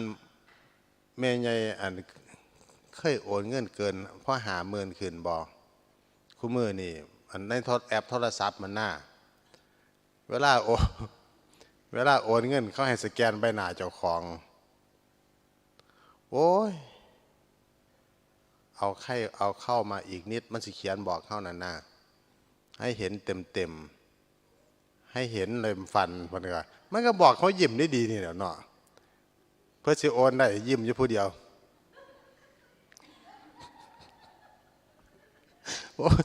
โอนเงินซื้อกับปานพี่บาทเนาะกูนี่เนาะว่ะเจแม่นมันคุ้มให้เขายิ้มให้คักสงสัยบ่ยิ้มมันกับบ่ผ่านเด้มันก็บ่ได้ว่าให้ยิ้มดอกว่าให้เห็นลายฟันมันดอกเขาก็ไว้ล่องติดเราล่องโอนเกินว่าครับจังว่าอาตมาบัดนี้คู่มือนี่อาตมาย่ำเลยอาตมาอารมณ์บ่ดีคันสิโอนเงินใส่หนี้พ่อแสนนี่มื้อใดอารมณ์บ่ดีอาตมาเฮ็ดจังซี่เฮ็ด2 ยอดละ4999 บาทตัดออกบาทหนึ่งบ่ได้ยิ้มบ่ยเพราะคันบ่ถึง50,000บ่ยิ้มก็ได้นะบ่สแกนหน้าก็ได้เอ้าเจ้าภาพกฐินเพิ่นมาเมื่อนั้นอยู่สิรินธรเนาะเพิ่นก็คุยกันคือว่านี่ล่ะโยมแม่จะไม่ได้อยู่นะโยมแม่จะโอนไว้แล้วโยมแม่จะกลับเพิ่นว่าพอถ้าปรับเรากระสวดขึ้นวานเดี๋ยวลูกก็เลยบอกว่าแม่สแกนหน้าแม่เยี่ย อาตมาก็ว่ามันก็เป็นคือกันเบิดเนาะว่าหั่นเนาะอาตมาก็เลยบอกเราว่าเอาอย่างนี้ถ้าโยมแม่ไม่อยากสแกนใบหน้าเอา2 ยอดละ49,999 บาทรู้หมดนะเรานะว่าสันว่า แล้วก็เลยเห็นคือว่าได้2 ยอดบัดสิเมื่อแล้วบ่ดีใจบัดนี้ติดหนี้อยู่2 บาทแล้วว่ะ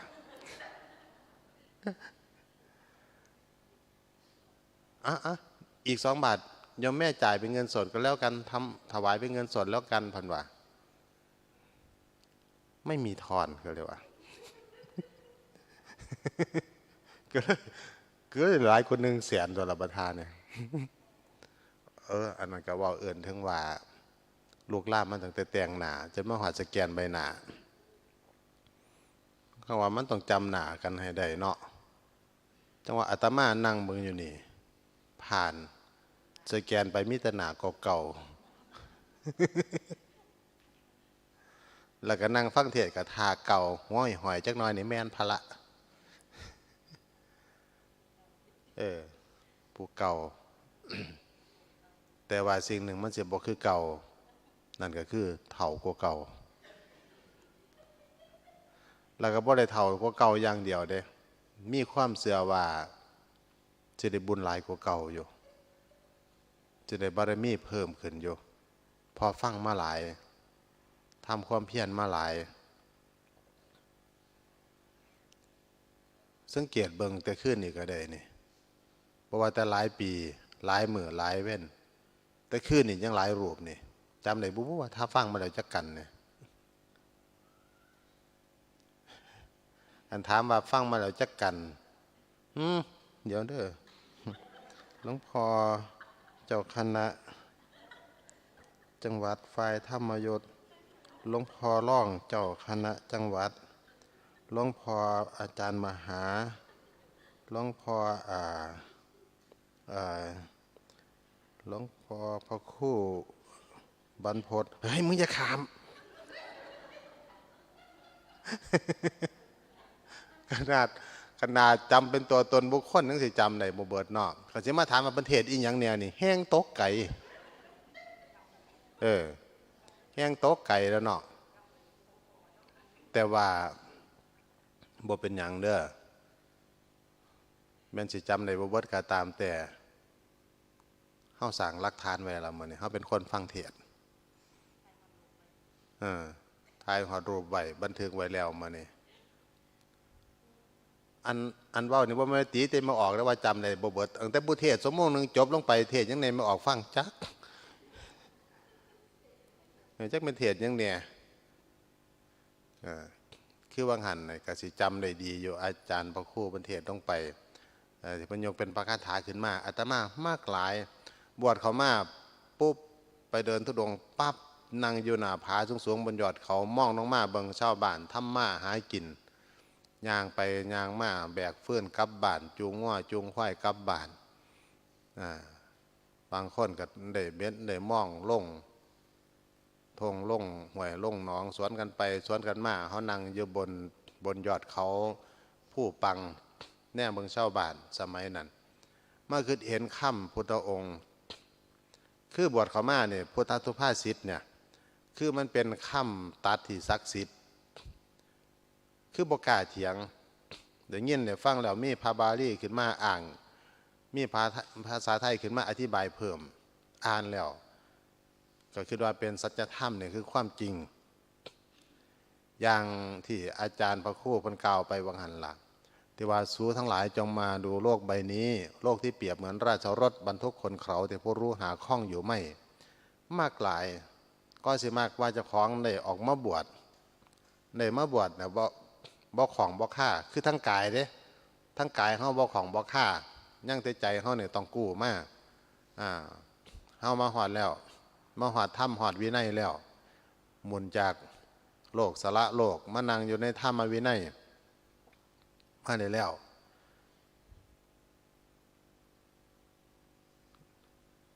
บ่ได้ตั้งน้ำโมยเนาะโอ้ย จะเสว่าสิทธิ์บ่มีคู่กี่กระปูบ่มีวาดขอโอกาสเด้อค่ะหน่อย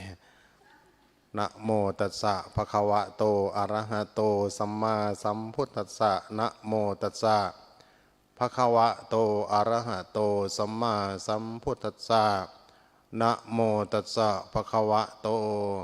อะระหะโตสัมมาสัมพุทธัสสะพุทธังธัมมังสังฆังนะมัสสามิติติขอนอบน้อมในคุณพระศรีรัตนตรัยขอโอกาสขอถวายความเคารพพระเถระอุเมฆครูบาอาจารย์กราบขอโอกาสพระอาจารย์พระครูหลวงวรนุวัตรคณะสงฆ์ทุกรูปและก็เจริญสุขเจริญธรรมพี่น้องอย่าธรรมสาธุชนคุณโยมคุณยายที่ยังมีความเพียรติดตามรับฟังอยู่ในศาลามานั่งฟังในศาลาก็ได้เปรียบจักน้อยเพราะว่ามาซอยกำจัดความง่วงในเนี่ยจักหน่อยความอดทนในอีกหลายเติบพอเขามีความเคารพในธรรมมันเขามาไก่มาถึงก็เจริญพรพี่น้องผู้ติดตามรับฟังมาทั้งบ้านนำคือกันผู้นอนเฝ้าวิทยุผู้นอนเฝ้าวิทยุผู้รับนี่จากโทรศัพท์ตื่นขึ้นมานั่งนับมึงอีกต่อองค์ที่ไหนกันที่ไหนเนี่ยวังหันกำลังเก่าถึงพระคาถาที่ว่าสู่ทั้งหลายจงมาดูโลกใบนี้เถิดโลกที่เปรียบเหมือนราชรถบรรทุกคนเขาที่ผู้รู้หาข้องอยู่ไม่อ่านเราเขาก็น้อมมาใส่เฮาโอ้เขาก็ของเขากับฆ่าตราบใดเขายังมีความเขา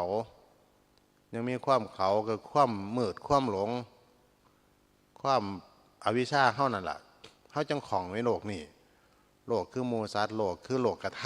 ำเฮายังของอยู่ในลาบยศสรรเสริญของอยู่ในลาบสักการะมีลาบเสื่อมลาบมียศเสื่อมยศนินท่าสรรเสริญเฮากับของข้าอยู่นี่จิตใจของเฮานี่เพิ่นว่าค้นเขาแต่ผู้รู้เพิ่นบ่ของบ่ข้าเพิ่นบ่ของบ่ข้าเพิ่นภาวนาเกิดปัญญาไปไกลแล้วไปสูงแล้วว่ามันไกลธรรมดาได้ไปสูงพร้อมสูงอยู่เหนือโลกกระทำอยู่เหนือโลกกระทำคือจังพระพุทธเจ้าเฮาก็เอามาจากตัสรู้เพิ่นเอาหญ้าฆ่ามา8 กำมือนั่นไปอธิษฐานเป็นบัลลังก์นั่งสมาธิหญ้าฆ่าก็คือหม่องสิเฮ็ดให้ของให้ฆ่าเหมือนโลกกระทำทั้ง8เพิ่นนั่งอยู่เหนือโลกกระท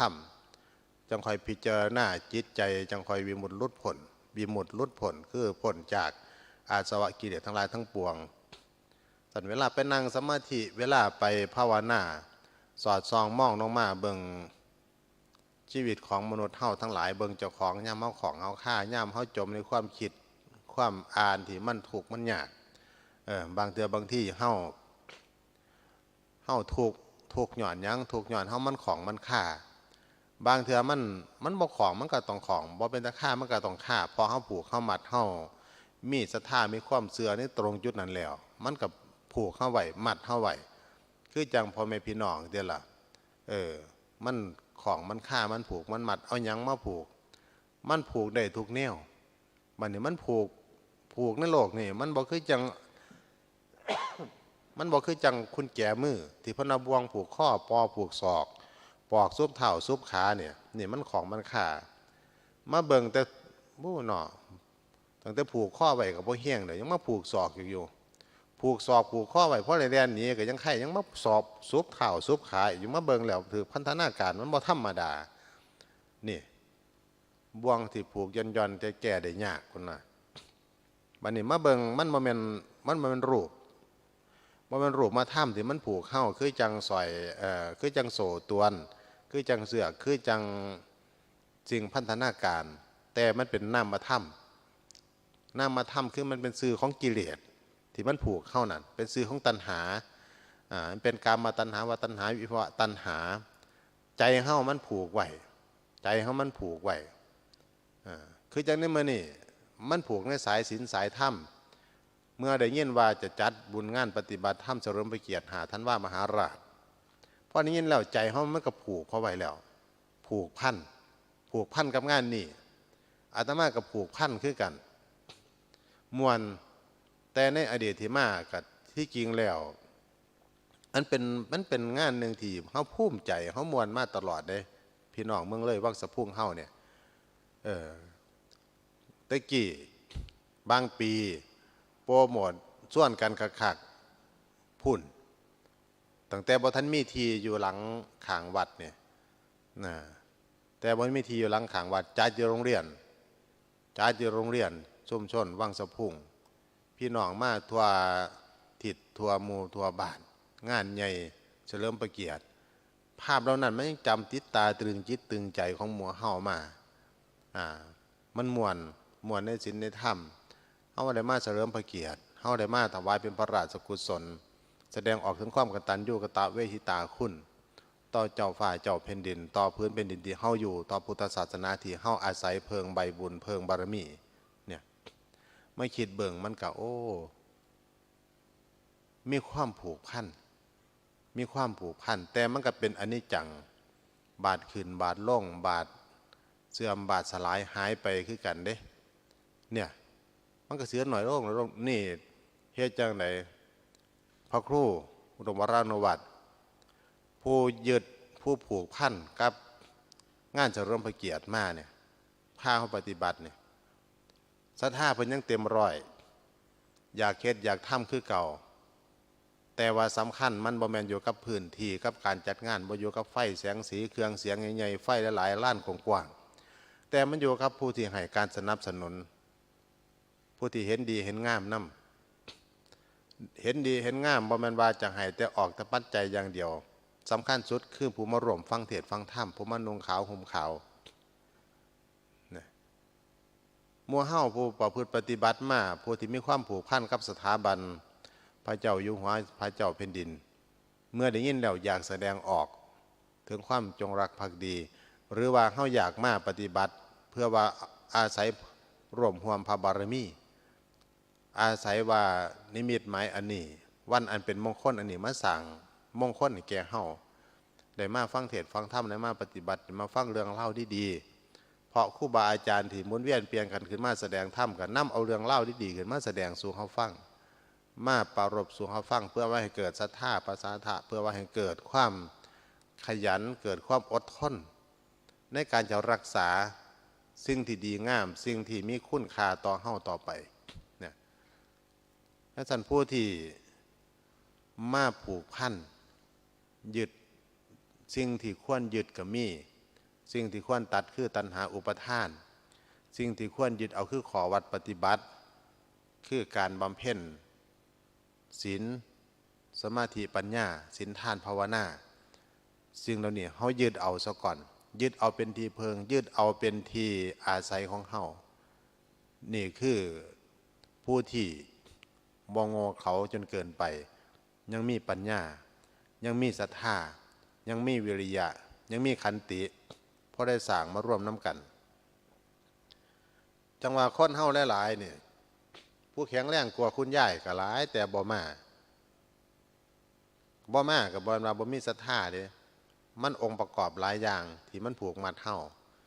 บางคนกับบวงผูกข้อแต่บางคนกับปอกซุบเถ่าบางคนกับผูกศอกหมายความว่าสิ่งที่มันผูกพันสิ่งมันลอยรัดเฮามันก็แตกต่างกันไปบางคนกับศรัทธามีแต่สังขารบ่เอื้ออำนวยแห้งบ่คือเก่าฟังโอ้ยได้ยินเห็นน้ำใจสิขาดแต่มันอยากไปแต่ว่าสังขารมันบ่คือเก่าไปมาเก็บเปลี่ยนผ้ากูไปหาหมอในสูนั่นกูว่าแล้วข่อยว่าแล้วเขาก็สิว่าบ่ให้ไปให้นอนฟังอยู่บ้านเพิ่นทายทอดเนี่ยฟังอยู่กับบ่ฟังความมาฮอดแล้วก็ว่าวิ่งว่าเวียนว่าปวดหัวก็เลยบ่ได้มาจังซี่ก็มีบางคนก็ให้แม่นเขาให้มาก็มาบ่ไหวอีดีขาบ่คือเก่าหลังบ่คือเก่าความคิดยังคือเก่าอยู่แต่ว่าสังขารบ่เอื้ออำนวยก็มีบางคนก็สังขารก็พอไปพอมาอยู่แต่ว่าบ่มีผู้พามาบ่มีผู้ส่วนหรือว่าบ่มีผู้มาส่งบางคนก็มีอยู่รถก็มีเล็กน้อยก็พอใส่ได้อยู่ให้มีเงินเติมน้ำมันให้มันจ้างมันจักหน่อยแต่บัดบ่มีเงินมันองค์ประกอบหลายอย่างในกว่าเฮาสิมาปฏิบัติได้กว่าสิไปบวชได้หรือกว่าสิมาปฏิบัติภาวนาได้จังซั่นเฮามีการบุกเบิกมีการปลดปล่อยมีการแก้ปลดเจ้าของเธอเรียกเธอหน่อยสันเฮามาเนี่ยแม่นว่าฟังธรรม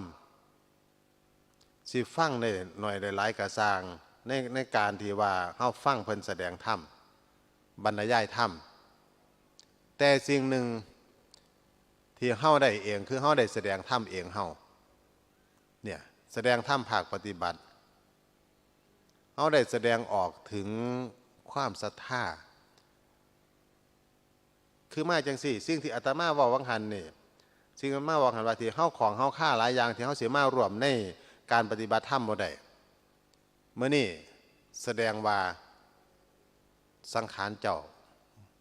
แข็งแรงพอมาจังไหนมาแสดงว่าลูกอยู่บ้านพ่ออยู่เฮือนเพิ่นบ่ได้ว่าเพิ่นให้มาเฮาจังไหนมาแสดงว่ามีรถมีย่านจังไหนมาแสดงว่า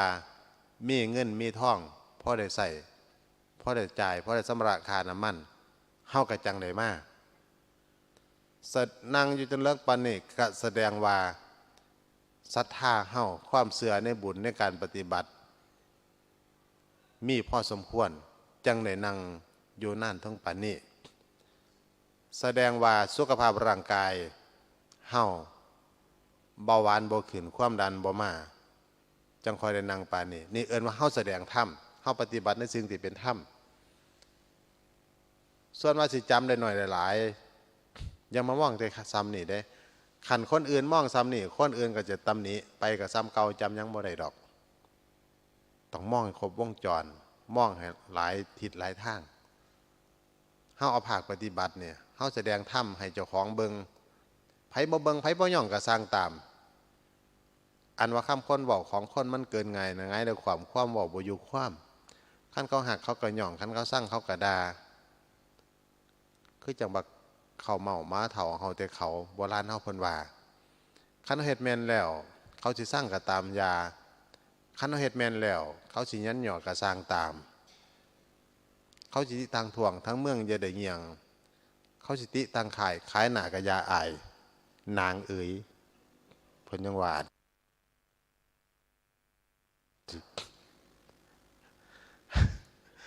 เฮามาปฏิบัติเนี่ยบางคนเขาอิจฉาบางคนบ่เข้าใจเขาก็สิว่าโอ้ยไปกับซ้ำนั่นละ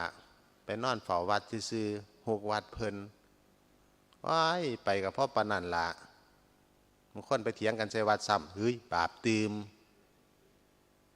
โอ้ยบางคนก็ซ้ำนั่นละตอนไปแล้วก็กระตาหน่อยๆขากลับก็ทั้งหิวทั้งค้อนเอาแต่เขาสิว่าเด้เขากับฟังบางสิ่งมันแมนความเขากับแก่เขากับพัฒนาบางสิ่งบางอย่างมันบ่แมนเขาอย่าไปเถียงให้เสียเวลาอย่าไปเถียงให้เสียเวลาบางเทีมันก็แนมเบิงเห็นเป็นสอยเหลืองเดือมมาบจะพึงว่าท่องคำวงรถกลับมาจับขึ้นมาเบิงกระคากข่อยแมนสอยปลอมเอาซะจ่อยเสียเวลาคำของคนเว้าของเขามันเกินไงสนะซ้ำกันกับว่าใส่บาตรอยู่บ้านไปจังหันอยู่วัดไผได้บุญหลายกว่ากันผู้ใส่บาตรอยู่บ้านบ่มีเวลาไปวัดบางเทื่อก็เว้าปลอบใจเจ้าของใส่อยู่บ้านเอาได้บุญหลายบ่ได้เอาขึ้นจังเม็ดใส่แล้วเอาไปเลยพวกไปวัดเดี๋ยวก็เอาท่อนเพิ่นเฮาว่าเดี๋ยวก็เอาข้าวบาตรเดี๋ยวก็เอาอาหารอุ้ยหลายอย่างใส่อยู่บ้านสละแล้วให้ไปเบิดแล้วใส่บาตรรับพรจบสบายเพิ่นว่าผู้ไปวัดนั่งเถื่อกับไปเถียงกันแย่งฟ้าหมอกันอยู่วัดบาปตืมเพิ่นว่าเอาบางอย่างก็คือความเขากับบ่เถียงในฐานะเจ้าอาวาสเห็นหลายวัดเห็นหลายคนเห็นหลายบอนบางสิ่งบางอย่างก็คือความเขาอยู่ดอกแต่เขาก็แก้ได้ปลดได้เขากับปรับปรุงเอาได้แต่สิ่งที่มันเป็นแน่นอนคือเฮ้ามาวัดเฮ้าก็ได้หลายกว่าเฮ้าบ่ได้แค่ท่านเด้เฮ้าได้รับพรเฮ้าล้างถ้วยล้างชามเฮ้าได้เบิ่งวัดเบิ่งว่าซอยครูบาอาจารย์เฮ้ารับใส่ครูบาอาจารย์ได้รักษาซอยรักษาธรรมวินัยได้ไปเค้นสิ่งไปเค้นของถวายนั่นถวายนี่ได้ปรึกษาหารือได้ปรึกษาหารือได้นั่นได้นี่ บางเทื่อก็ได้ให้หลวงพ่อเจ้าอาวาสได้ระบายอารมณ์ได้ให้เขาพร้อมพุ่นแล้ว